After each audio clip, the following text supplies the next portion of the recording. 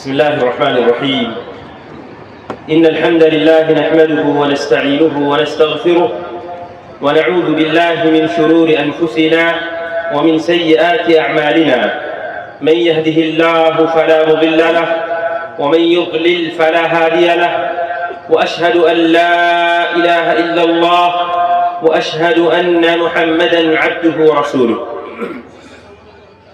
يا أيها الذين آمنوا اتقوا الله حق تقاته ولا تموتن إلا وأنتم مسلمون. يا أيها الناس اتقوا ربكم الذي خلقكم من نفس واحدة وخلق منها زوجها وبث منهما رجالا كثيرا ونساء، واتقوا الله الذي تساءلون به والأرحام، إن الله كان عليكم رقيبا. يا أيها الذين آمنوا اتقوا الله وقولوا قولا سديدا يصلح لكم أعمالكم ويغفر لكم ذنوبكم، ومن يطع الله ورسوله فقد فاز فوزا عظيما. أما بعد، فإن خير الحديث كتاب الله، وخير الهدي هدي محمد صلى الله عليه وسلم، وشر الأمور محدثاتها، وكل محدثة بدعة، وكل بدعة ضلالة، وكل ضلالة في النار. أما بعد، فقد أرشد الباري في محكم تنزيله: أعوذ بالله من الشيطان الرجيم، بسم الله الرحمن الرحيم. قد أفلح المؤمنون الذين هم في صلاتهم خاشعون والذين هم عن اللغو معرضون والذين هم للزكاة فاعلون والذين هم لفروجهم حافظون إلا على أزواجهم أو ما ملكت أيمانهم فإنهم غير ملومين. فمن ابتغى وراء ذلك فأولئك هم العادون والذين هم لأماناتهم وعهدهم راعون والذين هم على صلواتهم يحافظون. أولئك هم الوارثون الذين يرثون الفردوس هم فيها خالدون. رب اشرح لي صدري ويسر لي أمري واحلل عقدة من لساني يفقهوا قولي. رب زدني علما. اللهم علمنا ما ينفعنا وزدنا علما. আজকে সভার সম্মানীয় যোগ্যতম সভাপতি মহাশয়, মঞ্চে উপবিষ্ট উলামায়ে কেরাম এবং আমার সামনে বসে থাকা অত্র এলাকার এবং দূর দূরান্ত থেকে আগত ভাই ও বাবা জীবন, পর্দার আড়ালে মা বোনেরা, আমি সর্বপ্রথমে বিভিন্ন বক্তব্যের ন্যায় আজকেও আপনাদেরকে এবং তার আগে নিজেকে একটা বড় ওসিয়ত করব। সেটা হচ্ছে,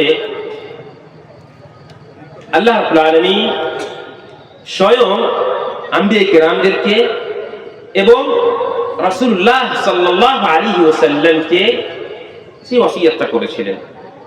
আল্লাহ কোরআনে কারীমের মধ্যে বলছেন: وَلَقَدْ وَصَّيْنَا الَّذِينَ أُوتُوا الْكِتَابَ مِنْ قَبْلِكُمْ وَإِيَّاكُمْ أَنِ اتَّقُوا اللَّهَ।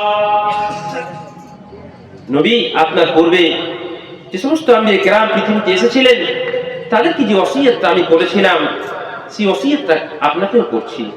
সেটা হচ্ছে কি, আনিত্তাকুল্লাহ, আল্লাহর ভয় নিজের ভিতরে সৃষ্টি করুন। আল্লাহর ভয় কাকে বলে? আল্লাহর ভয় বলা হয় আত-তাকওয়া। তাকওয়া শব্দের অর্থ হচ্ছে ভয়।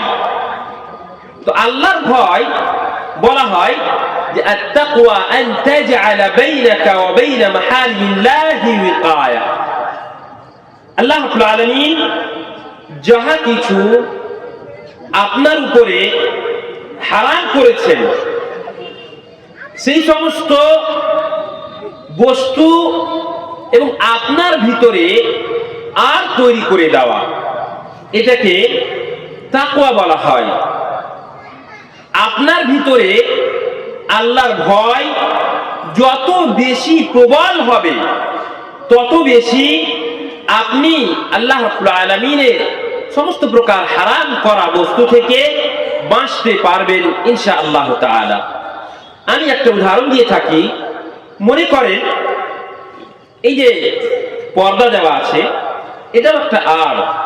আপনি এই পার থেকে ওই পার দেখতে পাচ্ছেন না, কিন্তু ওই পারে যদি কোনো হারাম বস্তু হয় আর আপনি যদি সেই বস্তুটাকে নিতে চান, আপনার জানা আছে যে এই পর্দার পিছনে একটা বস্তু আছে যেটা হারাম, আর আপনি যদি সেটাকে নিতে চান আর এক ঘুষা যদি মারেন তাহলে এটা ছিঁড়ে আপনি ওই পাশে চলে যেতে পারবেন, আপনি সেটাকে নিতে পারবেন।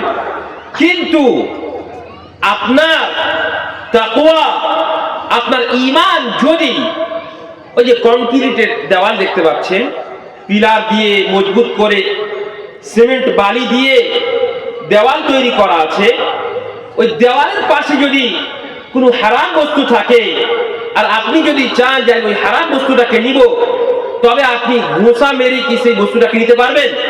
আপনি সহজে নিতে পারবেন না। সুতরাং আপনার ভিতরে যদি আল্লাহ রাব্বুল আলামিনের ভয় সেই কংক্রিটের দেওয়ালের মতো থাকে, তবে আপনি আল্লাহ রাব্বুল আলামিনের হারাম করা বস্তুকে বর্জন করতে পারবেন ইনশাআল্লাহ তাআলা। এই মর্মে আমি আরো কয়েকটা কথা আপনাদেরকে বলি। আমরা যারা এখানে বসে আছি, আল্লাহ রাব্বুল আলামিন আমাদেরকে এই দায়িত্ব দেননি যে সকলকেই বা সকলেরই হাত ধরে আমাকে জান্নাতে নিয়ে যেতে হবে। এই দায়িত্ব আল্লাহ তাআলা আম্বিয়া কিরামদেরকে পর্যন্ত দেননি। আল্লাহ বলছেন লাস্তা আলাইহিম বিমুসাইতির, হে নবী আপনি মানুষের উপরে দারোগা না, আপনাকে দারোগা বানিয়ে পাঠানো হয়নি। কি করতে হবে? শুধুমাত্র আপনি ভালো রাস্তা মানুষকে দেখিয়ে দেন, বলে দেন। আল হিদায়াহ, বলে দেওয়ার দায়িত্ব হচ্ছে আপনার, পৌঁছে দেওয়ার দায়িত্ব আল্লাহ রাব্বুল আলামিনের। আপনাকে শুধুমাত্র বলে দিতে হবে। সুতরাং আমরা আপনারা প্রত্যেকটা মানুষ যদি শুধুমাত্র নিজের দায়িত্ব নিই এবং নিজের পরিবারের দায়িত্ব নিই, তবে আমরা একটা সুন্দর সমাজ, সুষ্ঠু সমাজ, আদর্শ সমাজ গঠন করতে সক্ষম হব ইনশাআল্লাহ তাআলা। তাই আল্লাহ রাব্বুল আলামিন কোরআন কারীমের মধ্যে বলছেন, ইয়া আইয়ুহাল্লাযীনা আমানু কু আনফুসাকুম ওয়া আহলিকুম নারা, হে ইমানদারগণেরা তোমরা নিজের নফসকে, নিজের আত্মাকে, নিজের হৃদয়কে, নিজের শরীরকে এবং তার সাথে সাথে ওয়া আহলিকুম মানে তোমার আত্মীয় স্বজন, তোমার পরিবার, আত্মীয় স্বজন নয়, তোমার পরিবারকে জাহান্নামের আগুন থেকে বাঁচাও। আপনার পরিবার, আপনার ছেলে, আপনার মেয়ে, আপনার বাবা, আপনার মা, আপনার ভাই, আপনার বোন, আপনার দাদা, এরা হচ্ছে আপনার পরিবার। সুতরাং আমরা যদি শুধুমাত্র নিজের নফসের দায়িত্ব নিই, আমরা যদি নিজের নফসকে হারাম থেকে বাঁচার অভ্যস্ত করি এবং তার সাথে সাথে আমাদের পরিবারকে যদি জাহান্নামের আগুন থেকে বাঁচাতে পারি, আর প্রত্যেকটা মানুষ যদি আমাদের মধ্যে এই দায়িত্ব নিয়ে নেয় যে আমি নিজে হারাম থেকে বাঁচবো এবং আমার পরিবারকে আমার সন্তান সন্ততিকে হারাম থেকে বাঁচাবো, তাহলে ইনশাআল্লাহ তাআলা আমাদের সমাজ আদর্শ সমাজ গঠন হবে বিইذنিল্লাহ আযজা ওয়া জাল। সুতরাং আপনি কোন হারাম কাজে যদি লিপ্ত থাকেন, খবরদার এটা মনে করবেন না যে হারামকে যদি আমি ছেড়ে দিই তবে আমি বাঁচবো না, এই কথা আপনি বলবেন না। আল্লাহ কোরআনের মধ্যে বলছেন, ومن يتق الله يجعل له مخرجا ويرزقه من حيث لا يحتسب। যে ব্যক্তি আল্লাহর ভয় পেয়ে হারামকে বর্জন করবে, আল্লাহ তার জন্য ওয়াদা করে রেখেছেন ওয়ারযুকুহু মিন হাইতু লা ইয়াহতাসিব, আল্লাহ তাআলা তাকে এমন জায়গা থেকে রুজি দিবেন যে সে কল্পনাও করতে পারবে না। রুজি মানে কি শুধুমাত্র খাওয়া, এটাই কি রুজি? না, রুজি মানে হচ্ছে আল্লাহ রাব্বুল আলামিনের যত প্রকার অনুগ্রহ আপনার উপরে রয়েছে, সে সন্তান সন্ততি হোক, সে সম্মান হোক, সে টাকা পয়সা হোক, বাড়িঘর হোক, বা যা অনুগ্রহ আল্লাহ রাব্বুল আলামিন আপনার উপরে করেছেন, সমস্ত অনুগ্রহ আল্লাহর পক্ষ থেকে আপনার উপরে রুজি। সুতরাং আপনি যদি হারামকে বর্জন করেন তাহলে আল্লাহ রাব্বুল আলামিন আপনার জন্য অবশ্যই অবশ্যই ভালো এবং হালালের পন্থাকে বের করে দিবেন। আল্লাহ তাআলা অন্য আয়াতে বলছেন, ওমান ইয়াত্তাকিল্লাহা ইয়াজআল লাহু মিন আমরিহি ইউসরা। যে ব্যক্তি আল্লাহকে স্মরণ করে ভয় করবে, সেই ব্যক্তির জন্য আল্লাহ রাব্বুল আলামিন সমস্ত কঠিন কাজকেও সহজ করে দিবেন। সুবহানাল্লাহ, এই হচ্ছে আল্লাহ রাব্বুল আলামিনের ওয়াদা। সেই কঠিন কাজ আমাদের আকীদাও হতে পারে।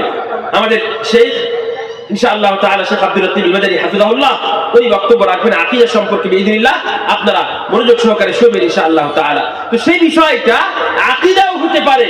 একজন মানুষ ভালো আকীদার নয়, একজন মানুষ সে নিজেকে মুসলিম দাবি করার সাথে সাথে আবার শিরকও করে থাকে। সুতরাং সেই লোকটা যদি মনে করে যে আমি যদি আমার এই সমাজকে ছেড়ে দিই তবে হয়তো আমাকে লাঞ্ছিত হতে হবে, তবে হয়তো আমাকে আমার সমাজের লোকেরা কষ্ট দিবে, আমাকে মারবে, কাটবে, এই কথা হয়তো আপনার অন্তরে, আপনার হৃদয়ের ভিতরে আসতে পারে। কিন্তু আল্লাহ রাব্বুল আলামিন কি বলছেন, ওয়ামান ইয়াত্তাকিল্লাহ ইয়াজআল লাহু মিন আমরিহি ইউসরা। যে ব্যক্তি আল্লাহকে স্মরণ করে ভয় করবে তার জন্য আল্লাহ রাব্বুল আলামিন কঠিন কাজকেও সহজ করে দিবেন, আসান করে দিবেন। এই হচ্ছে আল্লাহ রাব্বুল আলামিনের ওয়াদা। সুতরাং আপনারা সকলেই, আমি আপনাদের সকলকে ওয়াসিয়ত করব, আপনারা আল্লাহকে স্মরণ করে ভয় করেন। এবং একটা কথা আপনাদেরকে বলি যে আপনি আল্লাহকে স্মরণ করে কিভাবে ভয় করবেন। আমরা সকলেই জানি যে আল্লাহ রাব্বুল আলামিন আমাদেরকে দেখছেন, আমাদের সমস্ত কথা শুনছেন। আপনারা জানেন তো এটা? আল্লাহ তাআলা কোরআনের মধ্যে কি বলছেন, লাইসা কামিসলিহি শাই ওয়া হুয়াস সামিউল বাসীর। আকীদা বিষয়, একটা গুরুত্বপূর্ণ বিষয়, তাওহীদের বিষয়। আল্লাহ রাব্বুল আলামিনের সম্পর্কে আমাদের আহলুস সুন্নাহ ওয়াল জামাআর আকীদা হচ্ছে, আমাদের ধারণা হচ্ছে, আমরা বিশ্বাস করি যে আল্লাহ রাব্বুল আলামিন আমাদেরকে দেখছেন এবং আমাদের কথাকে শুনছেন।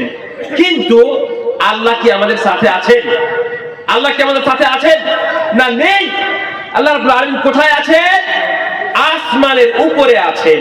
আর রহমানু আলাল আরশি ইস্তাওয়া।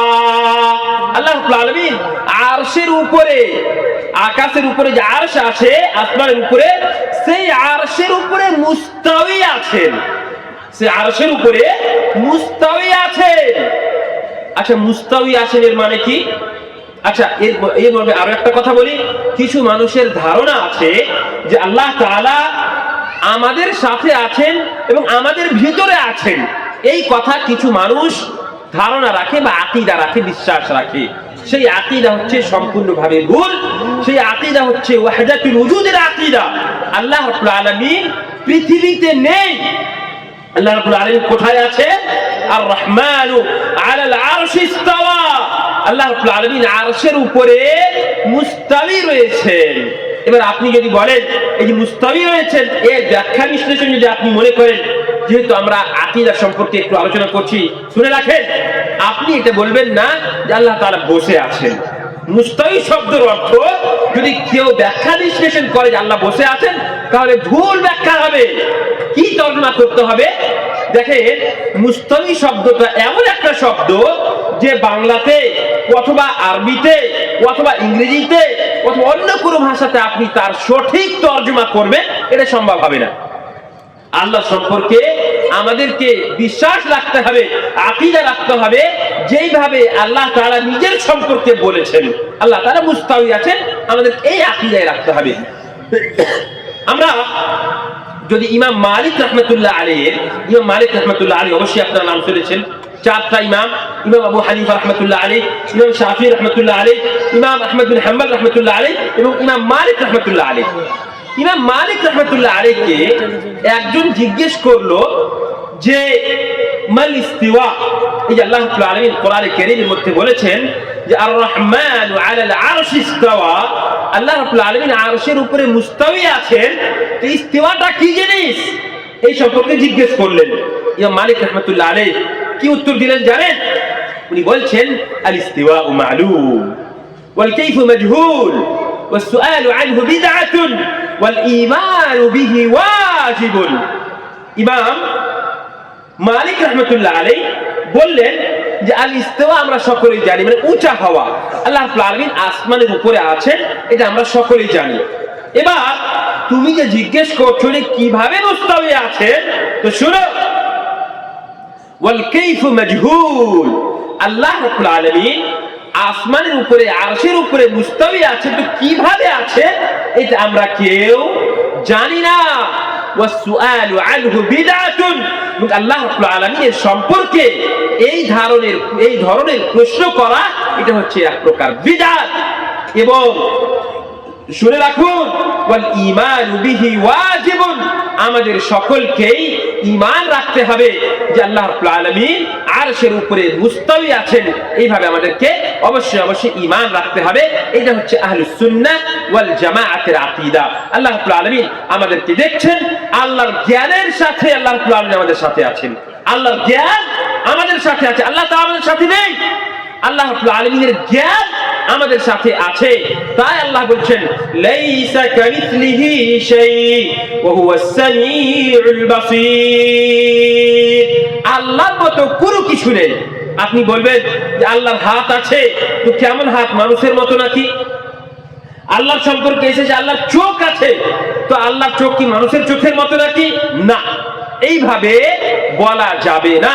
আল্লাহর সম্পর্কে আমাদের আকীদা হচ্ছে, আমাদের বিশ্বাস হচ্ছে যে আল্লাহ রাব্বুল আলামিন তার সম্পর্কে যেভাবে নিজের সম্পর্কে যেটা বলেছেন, রাসূলুল্লাহ সাল্লাল্লাহু আলাইহি ওয়াসাল্লাম আল্লাহর সম্পর্কে যতটা আমাদেরকে বলেছেন ততটাই نثبته ما أثبته لنفسه وما أثبته له رسوله صلى الله عليه وسلم من غير تحريف ولا تعطيل ولا تكييف ولا تشبيه। এটা হচ্ছে আহলুস সুন্নাহ ওয়াল জামাআতের আকীদা। মানে আল্লাহ রাব্বুল আলামিন তার নিজের জন্য যেইভাবে কোরআনের মধ্যে বলেছেন যে আল্লাহ কেমন, আল্লাহর কি কি আছে, কি অঙ্গ প্রত্যঙ্গ আছে, ততটাই আমরা আল্লাহ সম্পর্কে সাব্যস্ত করব। তেমনি ভাবে রাসূলুল্লাহ সাল্লাল্লাহু আলাইহি ওয়াসাল্লাম আল্লাহর সম্পর্কে যতটা সাব্যস্ত করেছেন ততটাই আমরা আল্লাহর জন্য সাব্যস্ত করব। নিজে থেকে কোনো এমন কথা বলবো না যে শব্দটা আল্লাহর সম্পর্কে আল্লাহ তাআলা নিজে বলেননি অথবা রাসূলুল্লাহ সাল্লাল্লাহু আলাইহি ওয়াসাল্লাম আল্লাহর সম্পর্কে বলেননি। সুতরাং আমরা আল্লাহর সম্পর্কে অতটাই ঈমান আনবো, আল্লাহর শরীরের সম্পর্কে, আল্লাহর সিফাত সম্পর্কে, আল্লাহর বৈশিষ্ট্য সম্পর্কে, আল্লাহর গুণাবলী সম্পর্কে, আল্লাহর সুন্দর সুন্দর নাম যে আছে তার সম্পর্কে, আল্লাহর গুণবাচক নাম সম্পর্কে অত তেমনি ভাবে আমরা ঈমান আনবো যেভাবে আল্লাহ রাব্বুল আলামিন বলেছেন এবং রাসূলুল্লাহ সাল্লাল্লাহু আলাইহি ওয়াসাল্লাম যেভাবে আল্লাহর জন্য সাব্যস্ত করেছেন। আশা করছি আপনারা এই ব্যাপারটাকে বুঝতে পেরেছেন ইনশাআল্লাহ তাআলা। তাহলে আমি যে কথাটা বলতে চাইছিলাম যে আমাদেরকে আল্লাহ রাব্বুল আলামিনের ভয় নিজের ভিতরে সৃষ্টি করতে হবে, তবেই আমরা একটা সুস্থ সমাজ গঠন করতে পারবো। আরো একটা কথাই আমি বলে দিই যে আমরা কোরআন এবং হাদিসের ওয়াজ অনেক শুনে থাকছি, প্রত্যেক খুতবার মাধ্যমে কোরআন এবং হাদিসের ওয়াজ শুনতে আমাদের কোনো কমি নেই। আমাদের কমি কোথায়, আমাদের নোকসানটা কোথায় রয়েছে, ক্ষতি কোথায় রয়েছে, বা কেন আমরা করছি না? আল্লাহ কোরআনের মধ্যে বলছেন, ولو أنهم فعلوا ما يوعظون به لكان خيرا لهم وأشد تثبيتا। আল্লাহ বলছেন যে আপনাদেরকে যে সমস্ত ওয়াজ নসিহত করা হচ্ছে কাফেরদের সম্পর্কে মূলত আল্লাহ তাআলা বলেছিলেন যে এদেরকে যে ওয়াজ নসিহত করা হচ্ছে যদি এরা তার উপরে আমল করত তাহলে তাদের জন্য ভালো হতো। কিন্তু দুঃখের বিষয়, আমরা কোরআন এবং হাদিসকে তো শুনছি, কিন্তু এক কান দিয়ে শুনে আর এক কান দিয়ে বের করে দিচ্ছি, কোনো লাভ হবে না। আল্লাহ কোরআনের মধ্যে বলছেন, ইন্নাল্লাহা লা ইউগাইয়িরু মা বিকাওমিন হাত্তা ইউগাইয়িরু মা বিআনফুসিহিম। আল্লাহ রাব্বুল আলামিন কোন জাতিকে, কোন কওমকে, কোন সম্প্রদায়কে অতক্ষণ পর্যন্ত পরিবর্তন করবেন না যতক্ষণ পর্যন্ত সে নিজেকে পরিবর্তন করেছে। আল্লাহ তাআলা আসমান থেকে ফেরেশতা পাঠিয়ে আপনার কান ধরে আপনাকে পরিবর্তন করবেন না, এই কাজ হবে না। আপনাকে নিজেকে পরিবর্তন করতে হবে। আল্লাহ তাআলা আপনাকে ভালো মন্দ দুটোই রাস্তা দেখিয়ে দিয়েছেন, দুটোই বলে দিয়েছেন।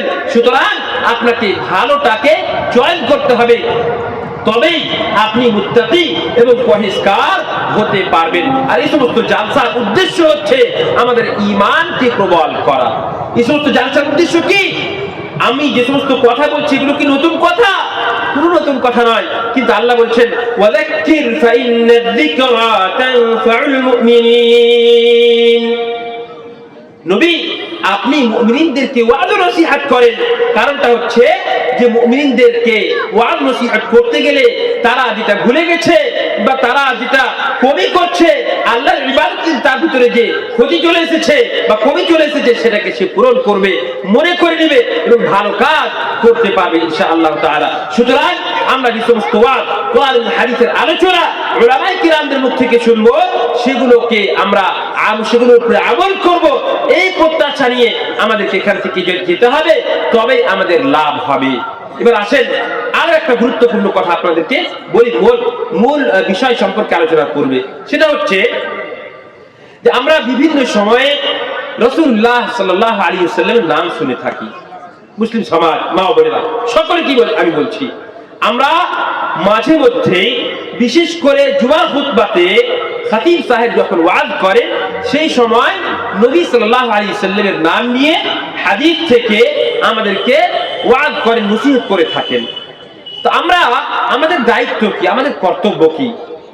আল্লাহ রাসূল সাল্লাল্লাহু আলাইহি ওয়াসাল্লাম হাদিসের মধ্যে বলছেন, মান সাল্লা আলাইয়া মাররাতান সাল্লাল্লাহু আলাইহি বিহা আশরা। দেখেন, শুধুমাত্র শুনে নিলাম কোনো লাভ নেই। যদি আমরা আমল না করি তবে কোনো লাভ হবে না। সুতরাং আমরা সকলেই আল্লাহ রাব্বুল আলামিনের রহমতের হিতাকাঙ্ক্ষী। আমরা সকলেই চাই যে আল্লাহর রহমত আমাদের উপরে বর্ষণ হোক। কিন্তু দুঃখের বিষয় যে আমরা তো চাই, পরিত্রাণ পেতে চাই, আমরা আল্লাহর রহমত চাই, কিন্তু আমরা সেই পন্থাকে অবলম্বন করি না। আরবি কবি বলছেন যে তারজুন নাজাতা ওয়া লাম তাসলুক মাসালিকাহা ফাইন্নাস সাফিনাতা লান তাজরি আলা আল-ইয়াবসি। আচ্ছা বলেন তো, কবি বলছেন তার এই কবিতার ভিতরে কি বলছেন, যে আপনি বলেন তো যে যদি তারজুন নাজাতা ওয়া লাম তাসলুক মাসালিকাহা, আপনি পরিত্রাণ পেতে চাইছেন কিন্তু তার রাস্তাকে আপনি অবলম্বন করছেন না, কিভাবে পরিত্রাণ পাবেন? একটা তরি যদি আপনি তৈরি করেন, নৌকাকে তৈরি করেন, আর মনে করেন যে এইখানে রাস্তাতে আমি সেই নৌকাকে চালিয়ে দিব, সেটা কি সম্ভব হবে? নৌকা কোনোদিনই রাস্তাতে চলবে? তার জন্য আপনাকে গঙ্গাতে নিয়ে যেতে হবে, নদীতে নিয়ে যেতে হবে, সাগরে নিয়ে যেতে হবে, তবেই এই তরিটা চলবে। অন্যথা এই নৌকা সমতলে চলবে না। সুতরাং আপনি যদি চান, পরিত্রাণ পেতে চান, তবে পরিত্রাণের রাস্তাকে অবলম্বন করতে হবে। আপনি যদি চান আল্লাহ রাব্বুল আলামিনের রহমত আপনার উপরে বর্ষণ হোক, তবে আপনাকে সেই রহমতের রাস্তাকে আপনাকে অবলম্বন করতে হবে। রাসূলুল্লাহ সাল্লাল্লাহু আলাইহি ওয়াসাল্লাম বলেছেন, মান সাল্লা আলাইয়া মাররাতান সাল্লাল্লাহু আলাইহি বিহা আশরা, যে ব্যক্তি আল্লাহর রাসূল সাল্লাল্লাহু আলাইহি ওয়াসাল্লামের উপরে একবার দুরূদ পাঠ করবে, আল্লাহুম্মা সাল্লি আলা মুহাম্মদ আল্লাহুম্মা বারিক আলা মুহাম্মদ, এইভাবে বলবে, তার উপরে আল্লাহ রাব্বুল আলামিন 10 বার রহমত বর্ষণ করবেন। সুবহানাল্লাহ, কত বড় ফজিলত। এবার আমরা নবী সাল্লাল্লাহু আলাইহি সাল্লামের উপরে দুরূদ পাঠ করার ফজিলত বা গুরুত্ব অতটা আমরা বুঝি না। শুধু কয়েকটা হাদিস আপনাদেরকে বলি, তাহলে বুঝতে পারবেন যে আমাদের উপরে কত বড় দায়িত্ব নবী সাল্লাল্লাহু আলাইহি সাল্লামের উপরে দুরূদ পাঠ করা, আপনি কল্পনা করতে পারবেন না। দেখেন, নবী সাল্লাল্লাহু আলাইহি সাল্লাম বলছেন যে তার থেকে বড় বখিল মানুষ পৃথিবীতে আর কেউ নেই, যার সামনে মান যুকিরতু ইনদাহু ফালান ইউসাল্লি আলাইয়া, যার সামনে আমার নাম নেওয়া হলো তা সত্ত্বেও সে আমার উপরে দুরূদ পাঠ করলে না, তার থেকে বড় আর বখিল মানুষ, কৃপণ মানুষ পৃথিবীতে আর কেউ নেই। অন্য হাদিসের মধ্যে নবী সাল্লাল্লাহু আলাইহি সাল্লামের সম্পর্কে এসেছে যে নবী সাল্লাল্লাহু আলাইহি সাল্লাম একদা মিম্বারের উপরে চাপলেন, খুতবা দেওয়ার জন্য মিম্বারের উপরে চাপলেন, তো 3 বার আমিন বললেন। সাহাবায়ে কেরাম স্বাভাবিক জিজ্ঞেস করবেন, তাদের সামনে নতুন কাজ এটা। সাহাবায়ে কেরামরা জিজ্ঞেস করলেন, আল্লাহর রাসূল সাল্লাল্লাহু আলাইহি সাল্লাম, কি ব্যাপার, আপনি যে অন্যান্য দিনের মতো আজকে করেননি, একটু আলাদা করেছেন, সেটা হচ্ছে আপনি 3 বার আমিন বলেছেন। কি ব্যাপার, কিসের উপরে আপনি আমিন বললেন? আমরা কোনো কথা শুনতে পেলাম না, আর আপনি আমিন আমিন বলে চলে গেলেন। তো 3 বারের মধ্যে একবার ছিল নবী সাল্লাল্লাহু আলাইহি সাল্লাম বললেন যে হযরত জিবরিল আলাইহিস সালাতু ওয়াস সালাম এসেছিলেন আর আমাকে বললেন কি, ইয়া রাগিমা আনফু মুরইন যুকিরতা ইনদাহু ফালাম ইউসাল্লি আলাইহি, মানে সেই লোকটা নিজের নাককে মাটিতে রগড়ে দিক, যে লোকটার সামনে আপনার নাম নেওয়া হলো তা সত্ত্বেও সেই লোকটা আপনার উপরে দুরূদ পাঠ করলো না, তাহলে সেই লোকটাকে নিজের নাককে মাটিতে রগড়ে নেওয়া দরকার। এইভাবে রাসূলুল্লাহ সাল্লাল্লাহু আলাইহি সাল্লাম বলেছেন। আরো কত গুরুত্ব, আপনি একটা বিষয় যদি আমি বলি তাহলে আপনি বুঝতে পারবেন যে নবী সাল্লাল্লাহু আলাইহি সাল্লামের উপরে দুরূদ পাঠ করা কত বড় গুরুত্বপূর্ণ বিষয়, এটা আপনার সামনে স্পষ্ট হবে ইনশাআল্লাহ তাআলা। আমরা সকলেই জুমার নামাজ পড়তে, জুমার সালাত আদায় করতে মসজিদে যাই। আপনারা জানেন যে জুমার সালাত বা জুমার খুতবা চলাকালীন কোনো মানুষ কারোর সঙ্গে কথা বলতে পাবে? কেউ কারোর সঙ্গে কথা বলতে পাবে না। যদি কোনো মানুষ ঝুলে এভাবে ঘুমায়, তো আপনি কি তাকে বলতে পারবেন, এই ঘুমাচ্ছ কেন? বলতে পারবেন? আপনি বলতে পারবেন না। কেউ যদি, আচ্ছা, আপনি কি তাসবিহ তাহলিল করতে পারবেন? সুবহানাল্লাহ, আলহামদুলিল্লাহ, লা ইলাহা ইল্লাল্লাহ, এগুলো বলতে পারবেন? এগুলো আপনি বলতে পারবেন না।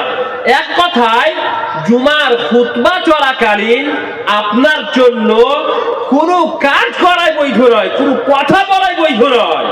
কিন্তু যদি খতিব সাহেব জুমার খুতবার মাধ্যমে নবী সাল্লাল্লাহু আলাইহি ওয়াসাল্লামের নাম নেন, তবে আপনার উপরে অপরিহার্য যে আপনি নবী সাল্লাল্লাহু আলাইহি ওয়াসাল্লামের উপরে দুরূদ পাঠ করবেন, সাল্লাল্লাহু আলাইহি ওয়াসাল্লাম এই কথা বলবেন, এটা আপনার জন্য অপরিহার্য। সুবহানাল্লাহ, নবী সাল্লাল্লাহু আলাইহি ওয়াসাল্লামের উপরে দুরূদ পাঠ করার কত বেশি ফজিলত, এই কথা থেকে আপনাদের সামনে আশা করছি যে স্পষ্ট হয়ে গেল ইনশাআল্লাহ তাআলা। সুতরাং যখনই আপনার সামনে কোনো খতিব, কোনো বক্তা নবী সাল্লাল্লাহু আলাইহি সাল্লামের নাম নিবে, আপনি সাথে সাথে সাল্লাল্লাহু আলাইহি সাল্লাম বলবেন। এই যে আমি মাঝে মধ্যে নবী সাল্লাল্লাহু আলাইহি সাল্লাম বলছি, আপনারা মনে মনে অবশ্যই অবশ্যই সাল্লাল্লাহু আলাইহি সাল্লাম বলবেন, এটা আপনাদের কাছে অনুরোধ থাকলো। তবে আল্লাহ রাব্বুল আলামিনের রহমত আপনার উপরে বর্ষিত হবে। আল্লাহ কোরআনের মধ্যে বলছেন যে তোমরা আল্লাহ তাআলা এবং ফেরেশতা এবং সকলেই আল্লাহ রাসূল সাল্লাল্লাহু আলাইহি সাল্লামের উপরে দুরূদ পাঠ করছেন, সুতরাং আপনারাও দুরূদ পাঠ করেন। ইয়া আইয়ুহাল্লাযী ইন্নাল্লাহা ওয়া মালাইকাতাহু ইউসাল্লুনা আলান নবী ইয়া আইয়ুহাল্লাযীনা আমানু সাল্লু আলাইহি ওয়া সাল্লিমু তাসলিমা। আল্লাহ ফেরেশতারা সকলেই নবী সাল্লাল্লাহু আলাইহি ওয়াসাল্লামের উপরে দুরূদ পাঠ করছেন, রহমতের দোয়া করছেন ফেরেশতারা। সুতরাং আপনারা নবী সাল্লাল্লাহু আলাইহি ওয়াসাল্লামের জন্য দোয়া করেন, এই কথা আল্লাহ রাব্বুল আলামিন বলেছেন। কাজেই আমাদের সামনে নবী সাল্লাল্লাহু আলাইহি ওয়াসাল্লামের নাম আসলেই সাথে সাথে আমরা নবী সাল্লাল্লাহু আলাইহি ওয়াসাল্লাম মনে মনে বলবো। আর একটা কথা বলে আমি আমার ইনশাআল্লাহ তাআলা নামাজ সম্পর্কে আমি আলোচনা করব ইনশাআল্লাহ তাআলা। সময় লম্বা আছে, অসুবিধা নেই। দেখেন, আপনারা প্রায় আসরের পর থেকে নিয়ে, আসর সালাতের পর থেকে নিয়ে এখন পর্যন্ত এখানে বসে আছেন এবং প্রায় রাত্রি 9টা, 9:30 পর্যন্ত এখানে আপনারা বসবেন। এই যে বিশাল বড় মাহফিল, এত সুন্দর মাহফিল আপনারা সাজিয়েছেন, যারা এই মাহফিলের সৌন্দর্য হয়ে বসে আছেন তাদের লাভ কি? আপনারা এখানে যারা আছেন তাদের গুরুত্ব কি, তাদের সম্মান কি, তাদের মর্যাদা কি, যদি আপনারা না শুনেন তাহলে আপনাদেরকে ভালো লাগবে না। আল্লাহ রাসূল সাল্লাল্লাহু আলাইহি ওয়াসাল্লাম হাদিসের মধ্যে বলছেন, মাইজতামা কওমুন ফি বাইতিন মিন বুয়ুতিল্লাহ ইয়াতলুনা কিতাবাল্লাহ ওয়া ইয়াতাদারাসুনাহু ফীমা বাইনাহুম ইল্লা হাফাতহুমুল মালায়েকা ওয়া গাশিয়াতহুমুর রাহমাহ ওয়া নাযালাত আলাইহিমুস সাকিনাহ ওয়া যাকারাহুমুল্লাহু ফী মান ইনদাহু। সুবহানাল্লাহ! আপনাদের কত সম্মান, কত মর্যাদা! রাসূলুল্লাহ সাল্লাল্লাহু আলাইহি ওয়াসাল্লাম বলছেন যে কোন জাতি, কোন গোষ্ঠী, কোন কওম যদি এইভাবে বসে আল্লাহর ঘর হোক অথবা যে কোনো জায়গাতে এইভাবে বসে যদি আল্লাহ যিকর আযকার করে, আল্লাহ কোরআনের তিলাওয়াত শুনে, রাসূলুল্লাহ সাল্লাল্লাহু আলাইহি ওয়াসাল্লামের হাদিস শ্রবণ করে, তাহলে কি হবে? নবী সাল্লাল্লাহু আলাইহি ওয়াসাল্লাম বলছেন, ইল্লা গাশিয়াতহুমুর রাহমাহ। আপনাদের উপরে, আপনারা যারা এখানে বসে আছেন, যারা এই বক্তব্য শুনছেন, তাদের উপরে আল্লাহর রহমত ছেয়ে আছে। আপনাদের উপরে আল্লাহর রহমত ছেয়ে আছে। ওয়া নাযালাত আলাইহিমুস সাকিনাহ, আর আপনাদের উপরে আল্লাহর শান্তি বর্ষণ হচ্ছে। আল্লাহর শান্তি আপনাদের উপরে বর্ষণ হচ্ছে। আর ফেরেশতারা তাদের ডানাকে পরকে বিছিয়ে রেখেছেন, আমরা দেখতে পাচ্ছি না, কিন্তু যেহেতু রাসূলুল্লাহ সাল্লাল্লাহু আলাইহি ওয়াসাল্লাম বলেছেন, সুতরাং আমাদের ঈমান আছে যে ফেরেশতারা আমাদের জন্য নিজের ডানাকে বিছিয়ে রেখেছেন।